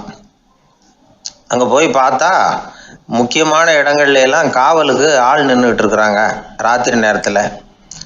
சரி, இந்த வீட்டில் நம்மால் திருட முடியாது அப்படின்னு முடிவு பண்ணிட்டு மெதுவாக வந்த வழியிலேயே திரும்பி வந்தான். அந்த சமயத்தில் காலில் ஏதோ தட்டுப்பட்டுது. என்னது அப்படின்னு சொல்லி குனிஞ்சு பார்த்தா அங்கே ஒரு பெரிய வெங்காய மூட்டை அடுக்கி வச்சிருக்கிறாங்க. சரி, வந்ததுக்கு வெறுங்கையோடு திரும்ப வேண்டாமே அப்படின்னு சொல்லி கையில் இருந்த ஒரு பெரிய பை நிறைய அதை அள்ளி போட்டுக்கிட்டான். வெங்காயத்தை போட்டுக்கிட்டு புறப்படுற சமயத்தில் கப்புன்னு கழுத்தில் ஒரு கை வந்து விழுந்தது. ஆள் மாட்டிக்கிட்டான். அதாவது காவலாளிகள் அவனை பிடிச்சி வச்சுக்கிட்டாங்க. மறுநாள் காலையில் அந்த திருடனை பண்ணையார் முன்னாடி கொண்டுட்டு போய் நிறுத்தினாங்க. ஐயா, இந்த ஆள் ராத்திரி நம்ம வீட்டில் திருடுறதுக்காக வந்தான், வெங்காயத்தை அள்ளிட்டு புறப்படுறப்போ மாட்டிக்கிட்டான் அப்படின்னாங்க. அவர் பார்த்தார், என்னப்பா இவங்க சொல்கிறது உண்மைதானான்னு கேட்டார். ஆமான்னு ஒத்துக்கிட்டான் அந்த ஆள். பண்ணையார் அதுக்கப்புறம் கொஞ்சம் யோசனை பண்ணார். அப்புறமா தீர்ப்பு வழங்கினார். இதை பாருப்பா, நீ இங்கே திருட வந்தது குற்றம், அதுக்காக நீ 100 ரூபாய் அபராதம் செலுத்தணும், அல்லது 100 கசையடிகள் வாங்கணும். அதுவும் இல்லைன்னா நீயே திருடுன அவ்வளவு வெங்காயத்தையும் பச்சையா என் கண் முன்னாடியே சாப்பிட்டுடணும். இதில் எந்த தண்டனையை ஏற்றுக்கிறது அப்படிங்கிறத பற்றி நீயே யோசனை பண்ணி முடிவு எடுத்துக்கலாம் அப்படின்னு சொல்லிவிட்டார். அதாவது இவனே முடிவு பண்ணிக்க வேண்டியது, 100 ரூபா பணம் கட்டுறியா இல்லது சாட்டை அடி வாங்குறியா அல்லது வெங்காயத்தை சாப்பிட்றியா? இதுதான் அவர் கொடுத்தது, நீயே முடிவு பண்ணி சொல்லுன்னு விட்டார். திருடன் கொஞ்சம் நேரம் யோசனை பண்ணி பார்த்தான். அவனுக்கு இருக்கிறதுலே ரொம்ப சுலபமாக தெரிஞ்சது இந்த வெங்காயத்தையே சாப்பிட்டுட்றேன்ட்டான். ஐயா, நான் இந்த வெங்காயத்தையே சாப்பிட்டுட்றேன், அதுதான் எனக்கு கொஞ்சம் சுலபமாக தெரியுதுன்னா சரின்னு விட்டார் பண்ணையார். அப்படியே எல்லாத்தையும் கொண்டு வந்து கொட்டினாங்க. ஒவ்வொன்றா எடுத்து சாப்பிட ஆரம்பித்தான். கொஞ்ச நேரம் சுவாரஸ்யமாக சாப்பிட்டான். அதுக்கப்புறம் வாய் எரிய ஆரம்பிச்சுட்டுது. கண்ணு ரெண்டும் செவந்து போச்சு. கண்ணில் இருந்து தார தாரையாக கண்ணீர் வழிய ஆரம்பிச்சுட்டுது. ஒரே எரிச்சல். அவனால் தாக்கு பிடிக்க முடியல. வெங்காயம் பாதி கூட தீரல. பார்த்தான், சரி இது நமக்கு சரிப்பட்டு வராது அப்படின்னு முடிவு பண்ணிட்டான். ஐயா, என்னை மன்னிச்சுக்கோங்க, இது என்னால் முடியாது போல இருக்கு, பேசாமல் எனக்கு 100 ஷார்ட் ஐடியா கொடுத்துருங்க அப்படின்னா. அவரும் சரின்னார். ஷார்ட் ஐடி விழ ஆரம்பிச்சிது. அதுவும் ஆரம்பத்தில் ஒரு மாதிரியாக இருந்தது. ஒரு 60 அடிகள் விழுற வரைக்கும் தாங்கினான். அதுக்கு மேலே அவனால் முடியல, தாக்கு பிடிக்க முடியல. ஐயா, என்னை மன்னிச்சுக்கோங்க அப்படின்னு மறுபடியும் பண்ணையார் காலில் விழுந்தான். ஐயா, இதுவும் எனக்கு சரிப்பட்டு வராது போல இருக்கு, பேசாமல் 100 ரூபா அபராதமே கட்டிவிட்றேன் அப்படின்னா. அதே மாதிரி பணத்தை எடுத்து கொடுத்துட்டு அவன் பாட்டுக்கு போனான். இப்படி ஒரு கதை உண்டு. இந்த கதையை உலக புகழ்பெற்ற மனோதத்துவ மேதை எம் ஸ்காட் பெக் ஒரு உதாரணமாக எடுத்து சொல்கிறார். எதுக்காக அவர் எடுத்து சொல்கிறாருன்னா, இந்த முடிவெடுக்கும் திறன் அப்படிங்கிறத விளக்கிறதுக்காக. வாழ்க்கையில் முடிவெடுக்கிற திறன் நம்ம ஒவ்வொருத்தருக்கும் ரொம்ப அவசியம். எந்த சந்தர்ப்பத்தில் எப்படி முடிவெடுக்கிறோம் அப்படிங்கிறத வச்சு தான் நம்ம வாழ்க்கை அமையும். எவ்வளவு தான் பணம் இருந்தாலும் சரி, எவ்வளவு தான் படிச்சிருந்தாலும் சரி, இந்த முடிவெடுக்கிற திறன் சரியாக இல்லைன்னா வாழ்க்கையில் பல சறுக்கல்களை சந்திக்க வேண்டியிருக்கும். நாம் முடிவுகள் எடுத்தால் அந்த முடிவுகளால் ஏற்படக்கூடிய விளைவுகளுக்கு நாம் பொறுப்பு ஏற்க வேண்டியிருக்குமே அப்படிங்கிற பயத்தினால முடிவெடுக்கிற அதிகாரத்தை பல சமயங்களில் நாம் மற்றவங்களுக்கு தாரவாத்து கொடுத்துட்றோம். நாமே முடிவெடுக்கக்கூடிய திறமையை வளர்த்துக்கிறது தான் ரொம்ப முக்கியம். ஒருத்தர் சொன்னார், சார், சின்ன சின்ன பிரச்சனைகள்ல எல்லாம் எங்கள் வீட்டில் என் மனைவி முடிவு எடுக்க விட்டுருவேன், பெரிய பிரச்சனைகள்ல எல்லாம் நான் தான் முடிவெடுப்பேன் அப்படின்னார். பரவாயில்லையே அப்படின்னு சொல்லி, சின்ன சின்ன பிரச்சனைகள்னா எதுங்க அப்படின்னு கேட்டேன். ஒன்றும் இல்லை, இந்த வீட்டு வருமானத்தை பெருக்கிறது எப்படி, வீட்டு செலவை சரி கட்டுறது எப்படி, வீட்டு செலவுக்கு வாங்கியிருக்கிற கடனை அடைக்கிறது எப்படி, இதெல்லாம் சின்ன சின்ன பிரச்சனைகள், என் மனைவிகிட்ட முடிவெடுக்கிற விஷயத்தை விட்டுருவேன்னார். பெரிய பிரச்சனை தான் நான் எடுத்துக்குவேன்னார். அப்படின்னா பெரிய பிரச்சனைன்னா எது சார் அப்படின்னு கேட்டேன். அது என்னென்னா, இந்த உலக பொருளாதாரத்தை மேம்படுத்துறது எப்படி, 21ஆம் நூற்றாண்டில் என்னென்ன சவால்களை சந்திக்க வேண்டியிருக்கும் உலகம், இதெல்லாம் நான் பார்த்துக்குவேன் அப்படின்னார். பாருங்கள், இது பிரச்சனைகள்லேருந்து தப்பிக்கிற வழி. அதனால் வாழ்க்கையில் பிரச்சனைகளை சந்திக்கிறதுக்கு தயங்கக்கூடாது. அதே மாதிரி சரியான நேரத்தில் சரியான முடிவு எடுக்கிறதுக்கு நாம் கற்றுக்கணும். அது ரொம்ப முக்கியம்.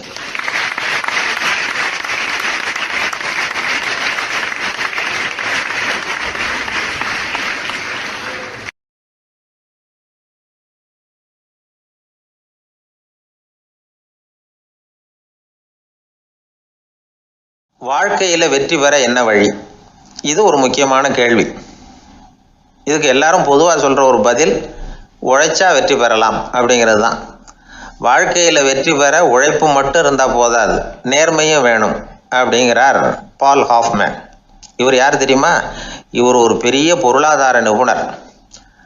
2வது உலகப் போர் முடிஞ்ச சமயம் அப்போ இவர் அமெரிக்காவின் நிதி ஆலோசகராக இருந்தார். தன்னுடைய வாழ்க்கையில் நடந்த பழைய நிகழ்ச்சி ஒன்று அவர் சொன்னார்.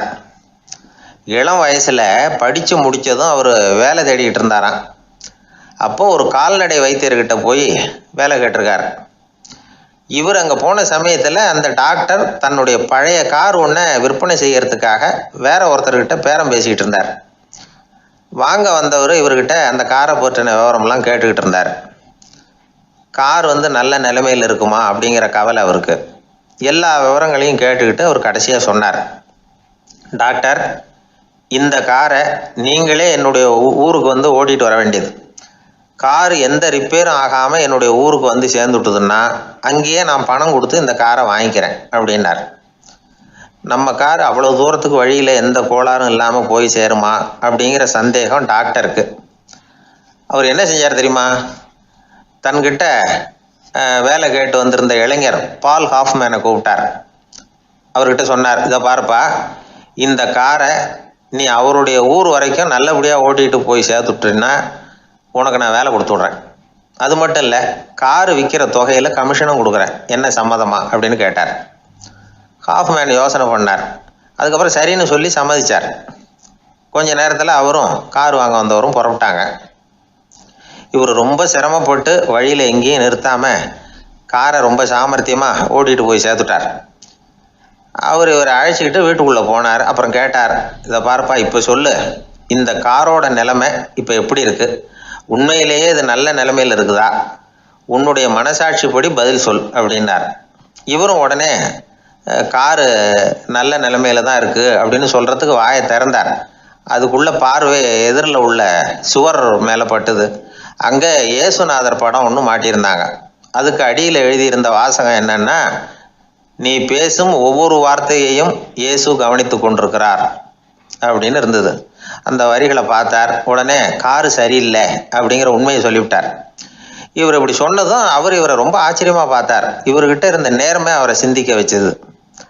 உன்னுடைய நேர்மையை பாராட்டுறேன், உனக்கு கமிஷன் கிடைக்கணுங்கிறதுக்காகவே நான் இந்த காரை வாங்கிக்கிறேன்னார். இப்போ அவர் திகைச்சு போய் நின்னார். மறுபடியும் அவர் சொன்னார், நீ காரை ஓட்டிகிட்டு வரும்பொழுதே உன்னுடைய திறமையை பார்த்தேன், உனக்கு விருப்பம் இருந்தால் நீ என்கிட்டயே வேலைக்கு சேர்ந்துடலாம் அப்படின்னார்.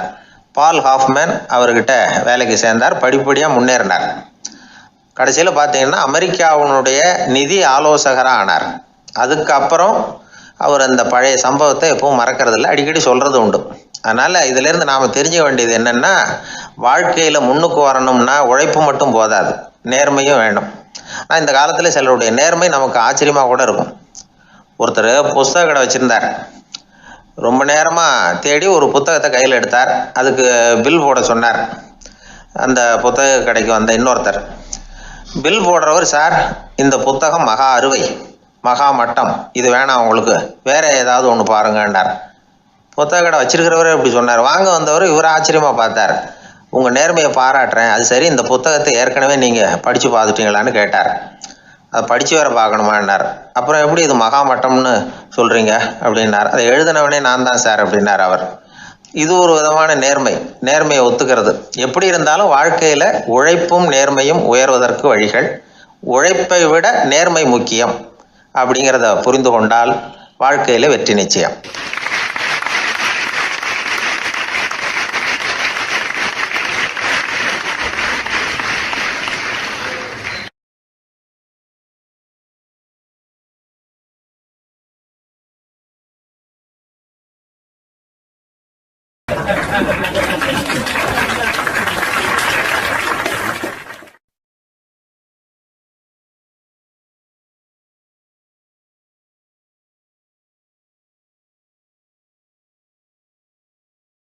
ஒரு ரயில் போய்கிட்டு இருக்கு. அதில் ஒரு பெரியவர் பிரயாணம் பண்ணிகிட்டு இருக்கிறார். எதிரில் ஒரு பெரிய அதிகாரி, ஐஏஎஸ் ஆஃபீஸர் உட்காந்துருக்கிறார். ரெண்டு பேருக்கும் முன்ன பின்ன அறிமுகம் இல்லை. அவர் வேற யாரோ, இவர் வேற யாரோ. ஒரே ரயிலில் பிரயாணம் பண்ணிகிட்டு இருக்கிறாங்க. அதுவும் எதிர்த்த இருக்கையில். ஏதோ ஒரு நகரத்தில் வண்டி நின்றுது. ரெண்டு பேரும் கீழே இறங்கினாங்க. பெரியவர் ஒரு ட்ரங்கு பெட்டியோட கீழே இறங்கினார். அந்த அதிகாரி கையில் ஒரு சின்ன பெட்டி. அவர் அந்த சின்ன பெட்டியை கீழே வச்சுட்டு கூலி கூலின்னு கத்திக்கிட்டு இருந்தார். இந்த பெரியவர் பார்த்தார். ஐயா, இந்த பெட்டி மட்டும்தானா, இல்லை இன்னும் ஏதாவது இருக்குதா அப்படின்னு விசாரித்தார். இப்போ அதிகாரி சொன்னார், இல்லைங்க இது மட்டும்தான் அப்படின்னு சொன்னார். இதுக்கு என்னத்துக்காக கூலி ஆள், நானே எடுத்துக்கிட்டு வரேனே, வாங்க அப்படின்னு சொல்லி அந்த பெட்டியை இந்த பெரியவர் கையில் எடுத்துக்கிட்டார். எடுத்ததும் ரெண்டு பேரும் பேசிக்கிட்டே நடந்து வராங்க. இப்போ பெரியவர் சொன்னார், இப்போ உள்ள நாகரிகம் எப்படி இருக்குன்னா, சுமை கால் பணம், சுமக்கூலி முக்கால் பணம் அப்படிங்கிற மாதிரி இருக்குது. பணத்தை வீணாக்கிறதோட இது கௌரவம்னு வேற நினைக்கிறாங்க அப்படின்னார். அவர் சொல்கிறது சரிதான். 10 ரூபாய் மதிப்புள்ள ஒரு சுமையை 30 ரூபா கொடுத்து தூக்கிட்டு போவோம். நாமே அதை தூக்கினா நமக்கு கௌரவ குறைச்சல் அப்படின்னு நினைப்போம். இதுதான் நம்ம நிலைமை. ஆனால் அந்த பெரியவர் என்ன சொன்னார் தெரியுமா? நீங்கள் எங்கே போகணுமோ அது வரைக்கும் நானே இதை எடுத்துகிட்டு வரேன் அப்படின்னார். இந்த அதிகாரி பக்கத்தில் உள்ள ஒரு ஹோட்டல் வரைக்கும் போனார். பெரியவரும் அங்கே கொண்டுட்டு போய் பெட்டியை வச்சார். உடனே அந்த பெரிய அதிகாரி அவருக்கு பணம் கொடுக்கறதுக்காக பர்ஸை எடுத்தார். உடனே இவர், ஐயா, எனக்கு கூலி எதுவும் வேணாம், உங்களுக்கு சேவை செய்கிறது என்னுடைய கடமை, நான் இந்த சேவையை செய்தது பணத்துக்காக இல்லை, அன்புக்காக அப்படின்னு சொல்லிவிட்டார். அதுக்கப்புறம் அவர் நன்றின்னார். 2 பேரும் பிரிஞ்சுட்டாங்க. இது முடிஞ்சது. அன்னைக்கு சாயந்தரம் அங்கே ஒரு பெரிய கூட்டம் நடக்குது. இந்த அதிகாரியும் அந்த கூட்டத்துக்கு போகிறார். மக்கள் கூட்டம் ரொம்ப அதிகம். அதனால் இந்த அதிகாரியும் ஒரு ஓரமாக உட்காந்துக்கிட்டார். அப்புறம் கொஞ்ச நேரத்தில் இந்த முக்கிய விருந்தினர் பேசுகிறதுக்காக வரார் மேடைக்கு. மேடையில் இருந்த பெரியவங்கள்லாம் எழுந்திரிச்சு நின்று அவருக்கு மாலை போட்டு மரியாதை செய்கிறாங்க. எங்கேயோ ஒரு மூலையில் உட்காந்துருந்தார் அதிகாரி. அவர் இதை கவனித்தார். அவருக்கு ரொம்ப ஆச்சரியம், அதிர்ச்சி. ஏன்னா அங்கே பேச வந்த முக்கிய விருந்தினர் வேறு யாரும் இல்லை, இன்னைக்கு காலையில் இவர் பெட்டியை தூக்கிட்டு வந்தார் பெரியவர், அவர் தான். சரி, அந்த பெரியவர் யார் தெரியுமா? அவர் தான் ஈஸ்வர சந்திர வித்யாசாகர். கூட்டம் முடிஞ்சது. அதிகாரி அவரை தேடி ஓடினார். அவர் கைகளை பிடிச்சிக்கிட்டார். ஐயா, என்னை மன்னிச்சுருங்க அப்படின்னாரு. அப்புறம் சொன்னார், அகங்காரங்கிற கெட்ட புத்தி தான் உண்மையை கண்கள்ல இருந்து மறைக்குது, அகங்காரம் தான் மனுஷனை அழிக்குது. நீங்கள் ரொம்ப பெரிய மனிதர், இருந்தாலும் மனிதத்தன்மையோடு நடந்துக்கிறீங்க. இந்த அன்பு, தயவு, பொறுமை இதெல்லாம் இல்லைன்னா மனிதனாக இருக்கிறதுல என்ன பிரயோஜனம் அப்படின்னு சொல்லிவிட்டு அந்த அதிகாரி போனாராம். மனிதத்தன்மைன்னா என்ன அப்படிங்கிற கேள்விக்கு இந்த பெரியவர் ஒரு உதாரணம். இப்பெல்லாம் அப்படியா இருக்கிறாங்க? ஒரு பெரியவர் ஒரு பெட்டியை தூக்கிட்டு வந்துக்கிட்டு இருக்கிறார். ஒரு இளைஞன் ஓடி வந்தான். கொடுங்க சார், நான் தூக்கிட்டு வரேன்னா. கொடுத்தார். வாங்கி தலையில் வச்சுக்கிட்டான். அப்புறம் சொன்னான், அடுத்தவங்க சிரமப்படக்கூடாதுங்கிறது என்னுடைய கொள்கை அப்படின்னா.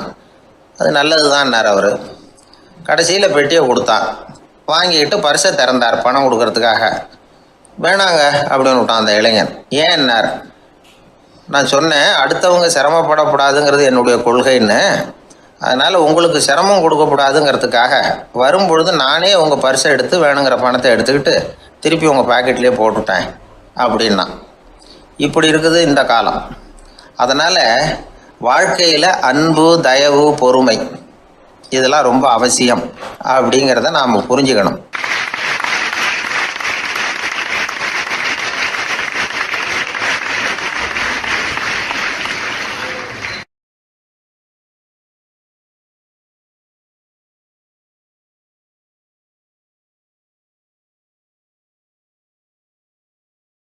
ஒரு பூங்கா, அங்கே ஒருத்தர் நின்றுட்டு இருக்கிறார். நின்றுக்கிட்டே ஏதோ ஆழ்ந்த யோசனையில் இருக்கிறார். அந்த பக்கமாக இன்னொருத்தர் வந்தார். இவரை கவனித்தார். என்ன யோசனைன்னு கேட்டார். எப்படி எழுந்திருக்கிறதுன்னு யோசனை பண்ணிகிட்டு இருக்கிறேன்னார் அவர். கேட்டவருக்கு ஒரு மாதிரி ஆகிட்டுது. ஏற்கனவே நின்றுக்கிட்டு இருக்கிற ஒருத்தர் எப்படி எழுந்திரிச்சு நிற்கிறதுன்னு யோசிக்கிறாருன்னா அது ஆச்சரியம் தானே. அதுக்கப்புறம் இவர் யோசிக்க ஆரம்பித்தார். என்ன இவர் இப்படி பேசுகிறாரு அப்படின்னு. கீழே விழுந்தால் தானே எழுந்திரிச்சு நிற்க முடியும். அதனால் எழுந்திரிக்கணும்னு நினைக்கிறவங்க முதல்ல கீழே விழணும். இவர் முதல்ல கீழே விழணும், அதுக்கப்புறம் தான் எழுந்திருக்கிறது எப்படின்னு சிந்திக்க முடியும். இந்த உலகத்தில் எல்லாருமே கீழே விழுந்து எழுந்தவர்கள் தான். இப்போ இந்த குழந்தை பருவத்தில் கீழே விழாமல் நடைபயில கற்றுக்கிட்டவங்க யாராவது உண்டா? சின்ன வயசில் ஒரு தடவை கூட கீழே விழலை சார், அப்படியே பிறந்தார், வளர்ந்தார், பெரியவர் ஆயிட்டார் அப்படின்னு யாரையும் சொல்ல முடியாது. அதனால் மனுஷங்கிறவன் விழுந்து புரண்டு எழுந்து தான் நடக்க கற்றுக்கிறான். ஒரு உண்மையை நாம் எல்லாரும் புரிஞ்சுக்கணும். இந்த உலகத்தில் தவறு செய்யாத மனிதர்களே யாரும் கிடையாது. அப்படி இருக்கிறப்போ எப்போதாவது நாம் தவறு பண்ணிவிட்டோம்னா அதுக்காக மனசு உடஞ்சி போயிடக்கூடாது, வாழ்க்கையில் வெறுப்பு வந்துடக்கூடாது. ஒரு தவறு நடந்துவிட்டுதா அதுக்காக மனசு உடஞ்சி போயிடாதீங்க, அதை ஒரு பாடமாக எடுத்துக்கங்க. அதே தவறு மறுபடியும் நடக்காமல் வேணும்னா பார்த்துக்கலாம், அது போதும். தடைக்கல்ல படிக்கல்லாம் மாற்றிக்கணும், இதுதான் இதில் முக்கியம். ஒரு அலுவலகம், அங்கே ஒரு அதிகாரி, அவர் உயர்ந்த பதவியில் இருந்தார், சிறந்த நிர்வாகின்னு பேர் வாங்கினவர். அவர் தனக்கு கீழே வேலை செய்கிறவங்க கிட்டெல்லாம் சொல்லுவாராம், இந்த நிறுவனத்தில் நீங்கள் எத்தனை தடவை வேணும்னாலும் தவறுகள் செய்யலாம். ஆனால் ஒரே விஷயம் என்னென்னா, ஒரே தவறை மறுபடியும் செய்யக்கூடாது, அது முக்கியம் அப்படிம்பாரான். இதை மேம்போக்காக பார்த்தா அவர் ஏதோ தன்னுடைய ஊழியர்களை தவறு செய்ய தூண்டுறது மாதிரி தெரியும். ஆனால் உண்மை அப்படி இல்லை. இன்னைக்கு என்ன நடக்குது தெரியுமா? அநேகமாக எல்லா மனிதர்களுமே ஒரே தவறை தான் மறுபடியும் செய்கிறாங்க. விளையாட்டு வீரர்கள் ஒரே மாதிரியான தவறுகளை திரும்ப திரும்ப செய்கிறது உண்டு. கணக்கு எழுதுகிறவங்கள பாருங்கள், ஒரே தப்பை மறுபடியும் செய்வாங்க. அலுவலகம் வருகிறவர்களை கவனிங்க, ஒரு நாள் தாமதமாக வந்தால் பரவாயில்ல, தினமும் தாமதமாக வருவாங்க. இது மாதிரி செய்த தவறையே திரும்ப திரும்ப செய்கிறதுக்கு என்ன காரணம் அப்படின்னா, சோம்பல், ஞாபக மறதி, கவனக்குறைவு, தன்னுடைய திறமை பேரில் அளவுக்கு மீறிய நம்பிக்கை, இப்படி இதில் ஏதாவது ஒரு காரணமாக இருக்கலாம் அப்படிங்கிறாங்க இது பற்றி ஆய்வு செய்கிற வல்லுநர்கள். ஒரு தடவை செஞ்ச தவிர மறுபடியும் செய்கிறது இல்லைன்னு முடிவு செஞ்சுக்கிட்டு அதை செயல்படுத்த கற்றுக்கணும். அது போதும், வாழ்க்கை வெற்றிகரமாக அமையும் அப்படிங்கிறாங்க அந்த அனுபவசாலிகள். அதனால் வெற்றிகரமாக வாழ்க்கையில் நடைபோட விரும்பும் இளைஞர்கள் தவிர்க்க வேண்டியது என்னென்னா, முதல்ல சோம்பலை தவிருங்கள், சுறுசுறுப்பாக இயங்குங்கள் அப்படிங்கிறது அவங்க அறிவுரை. ரெண்டாவது ஞாபக மறதி, எந்த செயல்லையும் ஈடுபாடு வேணும், அக்கறை வேணும். மூணாவது கவனக்குறைவு, எதையும் அலட்சியப்படுத்தக்கூடாது. நாலாவது என்னால் முடியாது, எதுவுமே கிடையாது அப்படிங்கிற அளவுக்கு மீறிய நம்பிக்கை, அது ஆபத்தில் கொண்டு போய் விட்டுரும். அதனால் முதல் தவறு உங்களுக்கு ஒரு பாடமாக அமையணும். ஒரு மனிதர் அவர் தன்னுடைய 2 காதுலையும் கட்டு போட்டுக்கிட்டு வந்தார். அவருடைய நண்பர் அதை கவனிச்சுட்டார். என்ன சார் ஆச்சு, 2 காதுலையும் கட்டு போட்டுருக்கீங்களே அப்படின்னு விசாரித்தார். ஒன்றுமில்லை சார், வீட்டில் ரொம்ப ஆர்வமாக டிவியில் கிரிக்கெட் மேட்ச் பார்த்துக்கிட்டு இருந்தேன். அப்போது என்னுடைய மனைவி துணிகளுக்கு அயர்ன் பண்ணிகிட்டு இருந்தாங்க. அயர்ன் பாக்ஸை அப்படியே வச்சுட்டு அடுப்பங்கரைக்கு போயிட்டாங்க. அந்த சமயம் பார்த்து டெலிஃபோன் பண்ணி அடிச்சுது. அவசரமாக ஓடி போய் அதை எடுத்து காதில் வச்சேன். அப்போ தான் தெரியும் அது அயர்ன் பாக்ஸுங்கிற விஷயம். சூடாக இருந்ததா, சுட்டு விட்டுது அப்படின்னார். ஒரு காது சரி சார், 2 காதும் ஏன் அப்படி ஆச்சு அப்படின்னு கேட்டார். அதே ஆள் மறுபடியும் ஃபோன் பண்ணா சார் அப்படின்னார் இவர். எவ்வளோ தூரம் யோசிச்சிருப்பார் பாருங்க. அதனால் ஒரு தவறு மறுபடியும் நடக்கக்கூடாது. முதல் தவறு உங்களுக்கு ஒரு பாடமாக அமையட்டும் அப்படிங்கிறது தான் இதிலிருந்து நாம் தெரிந்து கொள்ள வேண்டிய கருத்து. அதனால் தவறுகள் அதெல்லாம் தடைக்கெல்லாம் நினைக்க வேண்டாம், படிக்கெல்லாம் நினைப்போம். அப்படி நினைச்சோம்னா வாழ்க்கையில் வெற்றி நிச்சயம்.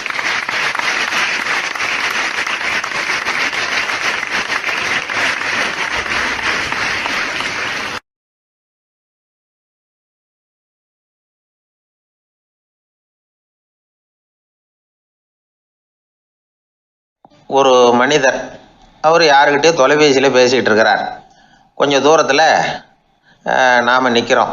எட்டத்தில் இருந்துக்கிட்டு அவரை கவனிக்கிறோம். அவர் ஃபோனில் பேசுகிறத, அவர் பேசுகிற வார்த்தைகள் என்ன அப்படிங்கிறது நம்ம காதில் விழலை. ஆனாலும் அவர் பேசிக்கிட்டு இருக்கிறது நல்ல செய்தியா கெட்ட செய்தியா அப்படிங்கிறத நம்மளால் யூகிக்க முடியும். மகிழ்ச்சியான செய்தியை பேசும்போது முகம் மலருது, புன்னகை பூக்குது. இதில் ஒன்று நீங்கள் கவனிக்கணும், தொலைபேசியில் நாம் பேசுகிறப்போ நம்மோட பேசுகிறவர் எதிரில் இல்லை. அவர் தொலைபேசி வழியாக நம்ம குரலை மட்டும்தான் கேட்க போகிறார், நம்ம முகத்தை அவர் பார்க்க போகிறதில்ல. அப்படி இருந்தும் அப்போ நம்ம முகம் ஏன் மலரணும் அப்படின்னா, இதுதான் உடல் மொழி, பாடி லாங்குவேஜ் அப்படின்னு சொல்கிறாங்க. நம்ம அறியாமலேயே நம்ம உடம்பு செய்திகளை தெரிவிக்குது பாருங்கள், அதுதான் உடல் மொழி. ஒரு மனிதர் தொலைபேசியில் பேசிக்கிட்டு இருக்கிறத நீங்கள் தூரத்தில் இருந்து கவனிச்சுக்கிட்டே அவர் நண்பரோட பேசுகிறாரா, மனைவியோட பேசுகிறாரா, குழந்தையோட பேசுகிறாரா, இல்லை மேல் அதிகாரிகிட்ட பேசுகிறாரா, அல்லது அவருக்கு கீழே பணிபுரிகிறவர்கள்கிட்ட பேசுகிறாரா அப்படிங்கிறத கண்டுபிடிக்கலாம். அதுக்கு காரணம் அவருடைய உடல் மொழி. இந்த உடல் மொழி கூட நம்ம வாழ்க்கையின் முன்னேற்றத்துக்கு பயன்படும். இதை பற்றியெல்லாம் கூட சில நிபுணர்கள் ஆராய்ச்சி பண்ணி பார்த்துருக்குறாங்க. அவங்க சில விவரங்களை சொல்கிறாங்க. குறிப்பாக ஒருத்தர் தன்னுடைய நாற்காலியில் கிட்டத்தட்ட படுத்துக்காத குறையாக உட்காந்துருக்கிறாருன்னு வச்சுக்கோங்க. எதிர இருக்கிறவர் பேசுறது அவருக்கு பிடிக்கலன்னு அர்த்தமா. தலையை சொரிஞ்சிக்கிறது, வேறு வேறு திசைகளில் பார்க்குறது, கொட்டாவி விடுறது, கால்களை மாற்றி போட்டு உட்கார்றது, களைப்பாக கை விரல்களை அப்படியே பின்னிக்கிறது, அடிக்கடி கடிகாரத்தை பார்க்குறது, இப்படிலாம் ஒருத்தர் பண்ணிகிட்டு இருக்கிறாருன்னா நாம் கூடிய சீக்கிரம் அந்த இடத்த விட்டு எழுந்திரிச்சு வந்துடுறது நல்லது. ஏன்னா இதெல்லாம் அவருடைய சலிப்பு, சோர்வு, ஆர்வமின்மை, இதுக்கு அடையாளங்கள். நம்முடைய பேச்சு அவரை சலிப்படைய வச்சுட்டதுன்னு அர்த்தம். அவர் ரொம்பவும் சோர்ந்து போயிட்டாருன்னு பொருள். நம்முடைய பேச்சில் அவருக்கு ஆர்வம் இல்லைன்னு அர்த்தம். அதே நேரத்தில் நாற்காலியின் நுனியில் அமர்ந்து உடலை முன்னுக்கு நகர்த்தி எதிர இருக்கிறவரின் கண்களை பார்த்துக்கிட்டே பேசினாலும் சரி அல்லது பேச்சை கேட்டாலும் சரி, உங்கள் பேரில் மற்றவங்களுக்கு உள்ள பிடிப்பு அதிகரிக்கும். நாம் எப்படிப்பட்டவருங்கிறத நம்ம உடம்பும் நடை உடை பாவனையும் அடுத்தவங்களுக்கு காட்டி கொடுத்துரும். உங்கள் உடம்பு, உங்கள் பார்வை, நடை, உட்கார்ற விதம், இதை வச்சுக்கிட்டே நீங்கள் பொறுப்புள்ளவரா, முரடரா, அலட்சியமானவரா, மரியாதை தெரிஞ்சவரா, அடக்கமானவரா, நம்பிக்கைக்கு உரியவரா, நாணயம் இல்லாதவரா, பயந்தவரா, திறமைசாலியா, அப்பாவியா அப்படிங்கிறதையெல்லாம் கண்டுபிடிச்சிடலாம். அதனால் இந்த உடல் மொழியை புரிஞ்சுக்கிட்டு நம்மளை கொஞ்சம் சரிப்படுத்திக்கிட்டோம்னா வாழ்க்கையில் சுலபமாக பல காரியங்களை சாதிக்க முடியும். ஒரு மனநல மருத்துவமனை, அங்கே ஒருத்தர் ஒரு நாற்காலியில் உட்காந்துக்கிட்டு கார் ஓட்டுறது மாதிரி அப்படியே பாவனை பண்ணிகிட்டு இருந்தார். ஸ்டியரிங்கை திருப்புறது மாதிரி, பின்னாடி வர்ற வண்டியை நிற்க சொல்கிறது மாதிரி, அப்புறம் இவர் ஒதுங்கிக்கிட்டு அவருக்கு வழி விடுறது மாதிரி, இப்படிலாம் சேட்டைகள் பண்ணிக்கிட்டு இருந்தார் மனநல மருத்துவமனையில். இதை பார்த்துக்கிட்டு இருந்த ஒருத்தர் பக்கத்தில் இருந்த இன்னொருத்தர்கிட்ட கேட்டார், இவர் ஏன் இப்படி பண்ணுறாரு, இவருக்கு ஏன் அப்படி வந்தது நிலைமை அப்படின்னு சொல்லி அவர் விசாரித்தார். அப்போ அவர் விவரம் சொன்னார். வேறு ஒன்றும் இல்லைங்க, இவருக்கு கார் ஓட்டணும்னு ஆசை ரொம்ப காலமாக, அது நிறைவேறாமல் போயிட்டுது. அதுக்கப்புறம் அவர் மனநோயாளியை மாறிட்டார். இங்கே அழைச்சிட்டு வந்தாங்க. இங்கே அழைச்சிட்டு வந்ததுலேருந்து அப்படி தான் பண்ணிகிட்டு இருக்கிறார். அவர் கார் ஓட்டுறது மாதிரிலாம் பாவனை பண்ணிகிட்டு இருப்பார், திருப்புறது மாதிரி பண்ணுவார், பின்னாடி வர்றவங்களுக்கு இடம் விடுவார், இப்படிலாம் செய்கிறார் அப்படின்னு விவரம் சொன்னாங்க. நீங்கள் சொல்லப்படாதா, இப்போ நீங்கள் கார் ஓட்டல, வெறும் நாற்காலியில் தான் உட்காந்துருக்குறீங்க அப்படின்னு நீங்கள் சொல்லப்படாதா அவருக்கு அப்படின்னு கேட்டாங்க. அது முடியாதுங்க, ஏன்னா அந்த காரை கழுவுறதுக்காக அவர் தினமும் எனக்கு 10 ரூபா கொடுத்துக்கிட்டு இருக்கிறார் அப்படின்னாராம் அங்கே வேலை செஞ்சுக்கிட்டு இருந்த ஒருத்தர். அதனால் வாழ்க்கையில் நாம் இந்த உடல் மொழியை புரிஞ்சுக்கணும். உடல் மொழிங்கிறது இப்போ ஆரம்பத்தில் சொன்னது மாதிரி அந்த தொலைபேசியில் பேசுகிறவங்கள தூரத்திலேருந்து பார்த்தாவே அவர் யாருக்கிட்ட பேசுகிறார், என்ன பேசுகிறாருன்னு தெரியும். நம்ம முகத்தை நல்லா வச்சுக்கணும். உடல் மொழியை நம்ம புரிஞ்சுக்கிட்டு பயன்படுத்த ஆரம்பித்தோம்னா எந்த முயற்சி பண்ணினாலும் அதில் வெற்றி நிச்சயம்.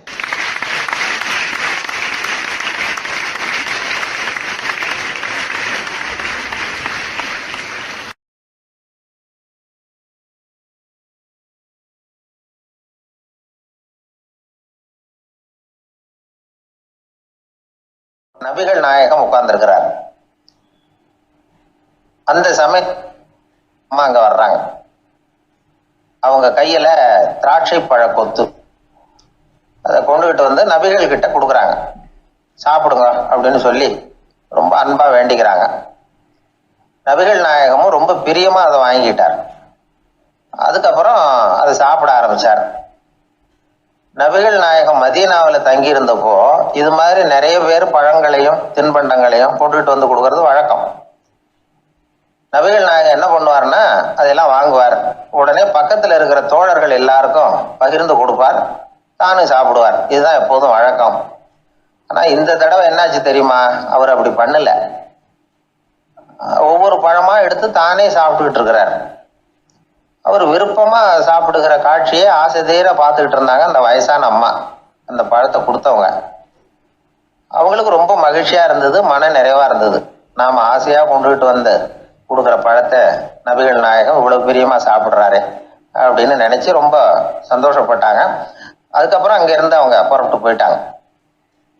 அந்த அம்மா போனதுக்கு அப்புறம் பக்கத்துல இருந்த தோழர்கள் பேச ஆரம்பிச்சாங்க. ஏன்னா அவங்களுக்கு சந்தேகம், இன்னைக்கு வித்தியாசமா நடந்துகிட்டாரே அப்படின்னு.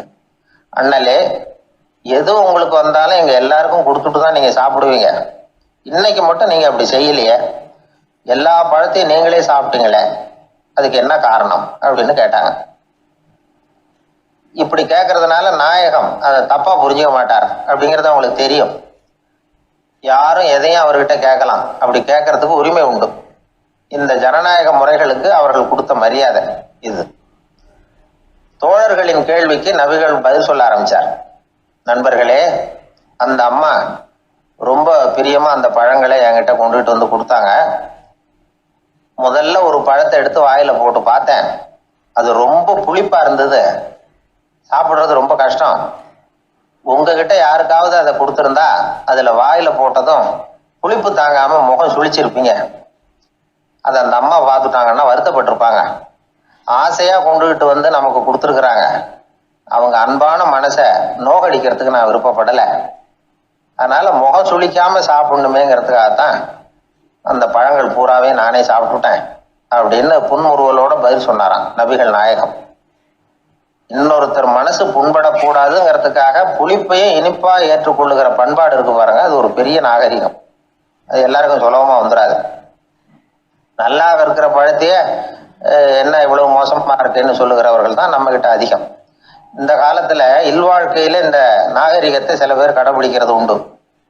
நல்லா இருக்க இல்லையோ முகம் சுளிக்காம சாப்பிட்ருவாங்க. ஏன்னு கேட்டா, எதுக்காக சார் வீண் வம்பு, ஏதோ நமக்குன்னு கொடுத்து வச்சது அவ்வளவுதான் அப்படின்னு நினைச்சுக்கிட்டு போக வேண்டியது தானே அப்படிம்பாங்க. இவங்கெல்லாம் கூட ஒரு விதத்துல பண்பாடு தெரிஞ்சவர்கள் தான்.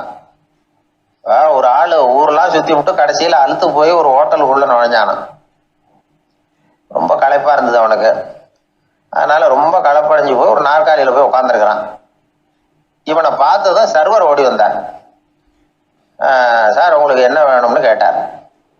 எனக்கு தேவை 2 தோசையும் கொஞ்சம் அன்பான வார்த்தைகளும் அப்படின்னா. சர்வர் உள்ள போனார். 2 தோசையை கொண்டாந்து வச்சார். அன்பான வார்த்தை கேட்டனே அப்படின்னா இவன். சர்வர் ரொம்ப பணிவா குனிஞ்சு இவன் காதோரமா சொன்னார், ஐயா இந்த தோசையை சாப்பிட்றாதீங்க, புளிச்சு போன பழைய மாவு அப்படின்னார். இது பாருங்க, அன்பான வார்த்தையும் 2 தோசையும் கேட்டார், கொண்டாந்து கொடுத்துட்டார். இப்படி இருக்கிறவர்களும் இன்றைய மனிதர்கள்ல அதிகம். அதனால மனிதர்கள் ஒவ்வொருத்தரும் ஒவ்வொரு விதம். நம்ம கிட்ட பிரியமா நடந்துகிறவர்கள் மனம் கோணும்படி நாம் நடந்து கொள்ளக்கூடாது அப்படிங்கிறது தான் நபிகள் நாயகம் அவருடைய செயல் மூலமா நமக்கு உணர்த்தி இருக்கிற வாழ்வியல் உண்மை.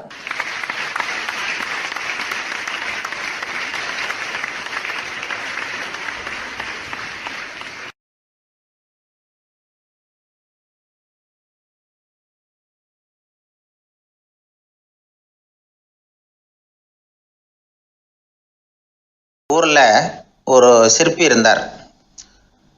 சிற்பின்னா அவர் ரொம்ப திறமையுள்ளவர். அதாவது எங்கேயாவது ஒரு கல் கிடந்தா போதும், அதை அப்படியே எடுத்துகிட்டு வருவார். கொஞ்ச நாள் கழித்து அவர் இடத்துக்கு போய் பார்த்தா அழகாக ஒரு சிற்பம் உட்காந்துருக்கும். இந்த கல்லாக கிடந்தது சிற்பமாக மாறி இருக்கும். அந்த அளவுக்கு பண்ணிவிடுவார் அப்பேற்பட்ட சிற்பி. எப்படிங்க அவ்வளவு மோசமான ஒரு கல்லில் இருந்து இவ்வளவு அழகாக ஒரு சிற்பத்தை உங்களால் வடிக்க முடிஞ்சுது அப்படின்னு கேட்டால், அது ஒன்றும் பெரிய விஷயம் இல்லைங்க. இந்த சிற்பம் ஏற்கனவே அந்த கல்லுக்குள்ளே இருந்தது. இதை சுற்றி இருக்கிற வேண்டாத பகுதிகளெல்லாம் உளியால் கொத்தி எடுத்துவிட்டேன், அவ்வளவுதான் என் வேலை. உடனே உள்ளே இருந்த இது வெளியில் வந்துட்டுது அப்படிம்பார். அந்த அளவுக்கு திறமைசாலி. ஒரு சின்ன பாறை இல்லைன்னா கருங்கல்ல பார்த்துட்டாருன்னா போகிறோம், விடமாட்டார். அந்த கல்லோட அமைப்பை கவனித்து பார்த்துட்டு இதுக்குள்ளே ஒரு வீரன் ஒளிஞ்சிருக்காம்பார். அவர் கண்ணுக்கு தெரியும். இந்த கல்லுக்குள்ளே ஒரு துறவி உட்காந்துருக்காரும்பார். நமக்கெல்லாம் வெறும் கல்லாக தான் தெரியும். இந்த கல்லுக்குள்ளே ஒரு நடன மங்கை நடனம் ஆடிக்கிட்டு இருக்கா அப்படிம்பார். உடனே அந்த கல்லை கொண்டுகிட்டு வருவார். அவர் சொன்னது மாதிரியே உள்ளே இருக்கிற அவங்களையெல்லாம் வெளியில் கொண்டுகிட்டு வந்துடுவார். அதாவது வேண்டாத பகுதிகளெல்லாம் கொத்தி எடுத்துருவார். அவர் மொழியில் சொல்லப்போனால், இந்த சிற்பிக்கு ரொம்ப நாளாக மனசுக்குள்ள ஒரு ஆசை. அதாவது உண்மை, தூய்மை, இதுக்கு உதாரணமாக இருக்கக்கூடிய புத்தர் சிலையை வடிக்கணும் அப்படிங்கிறது அவரோட ஆசை. ஆனால் அந்த ஆசை நிறைவேறாமலே இருந்துக்கிட்டு வந்தது. அதுக்கு என்ன காரணம்னா, அதுக்கு தகுந்த மாதிரி ஒரு கல் கிடைக்கல. கல் கிடைச்சா அதை செஞ்சுருவார். ரொம்ப காலமாக அங்கே இங்கே தேடி அலைஞ்சார். இந்த புத்தர் சிலை வடிக்கிறதுக்கு பொருத்தமாக ஒரு கல் கிடைக்குமா அப்படின்னு சொல்லி கண்ணில் படுற கல்லையெல்லாம் உத்து உத்து பார்ப்பார். உள்ளே புத்தர் இருக்காரான்னு கவனிப்பார். இருக்கிற மாதிரி எதுவும் தெரியல அவர் கண்ணுக்கு. சரி, இதுக்கு என்ன செய்யலாம்னு யோசனை பண்ணார். நேராக ஒரு புத்த மடாலயத்துக்கு போனார். அங்கே இருக்கிற ஒரு புத்த துறவியை சந்தித்தார். அவர்கிட்ட விசாரித்தார், சுவாமி, புத்தரின் தூய்மை ஒளிஞ்சிருக்கிற அந்த கல் எங்கே கிடைக்கும் அப்படின்னார். அந்த கல் இருக்கிற இடம் எதுன்னு இன்னமும் உங்களுக்கு தெரியலையா அப்படின்னு கேட்டார் துறவி. இல்லைங்க, அதுக்காக தான் அலைஞ்சிக்கிட்டு இருக்கிறேன் அப்படின்னார் இவர். சரி, கவலைப்படாதீங்க, என் கூட வாங்க காட்டுறேன் அப்படின்னு அழைச்சிட்டு போனார். எங்கே போனார்னா அந்த மடாலயத்தின் பின்பக்கம் போனாங்க. 2 பேரும் போனாங்க. அங்கே போய் பார்த்தா அங்கே ஒரு கிணறு இருந்தது. என்ன அது நாம் கேட்டது கல், இவர் அழைச்சிட்டு வந்து காட்டுறது கிணறு அப்படின்னு இவருக்கு சந்தேகம். ஒரு மாதிரியாக பார்த்தார். அவர் சொன்னார், துறவி எட்டி பாருங்க உள்ள அப்படின்னாரு. கிணறுக்குள்ளே என்ன இருக்கும்னு இவருக்கு தெரியாதா, இருந்தாலும் அவர் சொல்கிறாரு அப்படின்னு சொல்லி எட்டி பார்த்தார். பார்த்தா அதில் தண்ணி இருந்தது. அந்த தண்ணியில் தன்னோட உருவம் தெரிஞ்சுது. இப்போ அந்த புத்த ஞானி சொன்னார், துறவியாரே, புத்தரை நாம் தான் ஒழிச்சு வச்சிருக்கிறோம், நமக்குள்ளே தான் அவர் மறைஞ்சிருக்கிறார். அவரை அடையாளம் தெரியாதபடி மூடி இருக்கிறது எது தெரியுமா? நம்மக்கிட்ட இருக்கிற கோபம், போலித்தனம், பதட்டம், ஆசை, இதெல்லாம் தான். அறிவு அப்படிங்கிற ஒளியால் அதையெல்லாம் செதுக்கி எடுத்துட்டோம்னா அந்த அழகான புத்தர் வெளியில் வந்துடுவார் அப்படின்னு சொன்னார் துறவி. அதனால் நமக்குள்ளே இருக்கிற நம்மளை நமக்கே அடையாளம் தெரியல அப்படிங்கிறது தான் உண்மை. இந்த உண்மையான மனிதன் உள்ளே இருக்கிறான். இவர் கல்லை பார்த்துட்டு உள்ளே யார் இருக்காங்கிறது அவருக்கு தெரிஞ்சுது சிற்பிக்கு. ஆனால் உண்மையான புத்தர் எங்கே இருக்காருங்கிறத அவரால் அடையாளம் கண்டுபிடிக்க முடியல. அப்படி தான் பல பேர் இன்றைக்கி இருந்துக்கிட்டு இருக்கிறோம். ஒரு அப்பா தன்னுடைய பிள்ளைக்கு புத்தி சொன்னார், அதோ பாருப்பா, மனசு தான் கல், அறிவு தான் உளி. உன்னுடைய மனசுங்கிற கல்லை அறிவுங்கிற ஒளியால் செதுக்கி அழகான மனிதனாக நீ வெளியில் வரணும்னார். அதுக்காக தான்ப்பா தேடிக்கிட்டு இருக்கேன்னா அவன். மனசுங்கிற கல்லை தேடிக்கிட்டு இருக்கிறியா அப்படின்னு கேட்டார். இல்லைப்பா, அறிவுங்கிற ஒளி எங்கே இருக்குன்னு தெரியல எனக்கு, அதை தான் தேடிக்கிட்டு இருக்கிறேன் அப்படின்னு நானா. அதனால் அறிவை தேடிக்கிட்டு இருக்கிறவன் என்னைக்கு உண்மையை கண்டுபிடிக்க போகிறான்? அதையே கண்டுபிடிக்க முடியலைங்கும் பொழுது. அதனால் நாம் யார் அப்படிங்கிறது நமக்கு அடையாளம் தெரியணும். அந்த அடையாளம் தெரிஞ்சுட்டா வாழ்க்கையில் வெற்றி நிச்சயம்.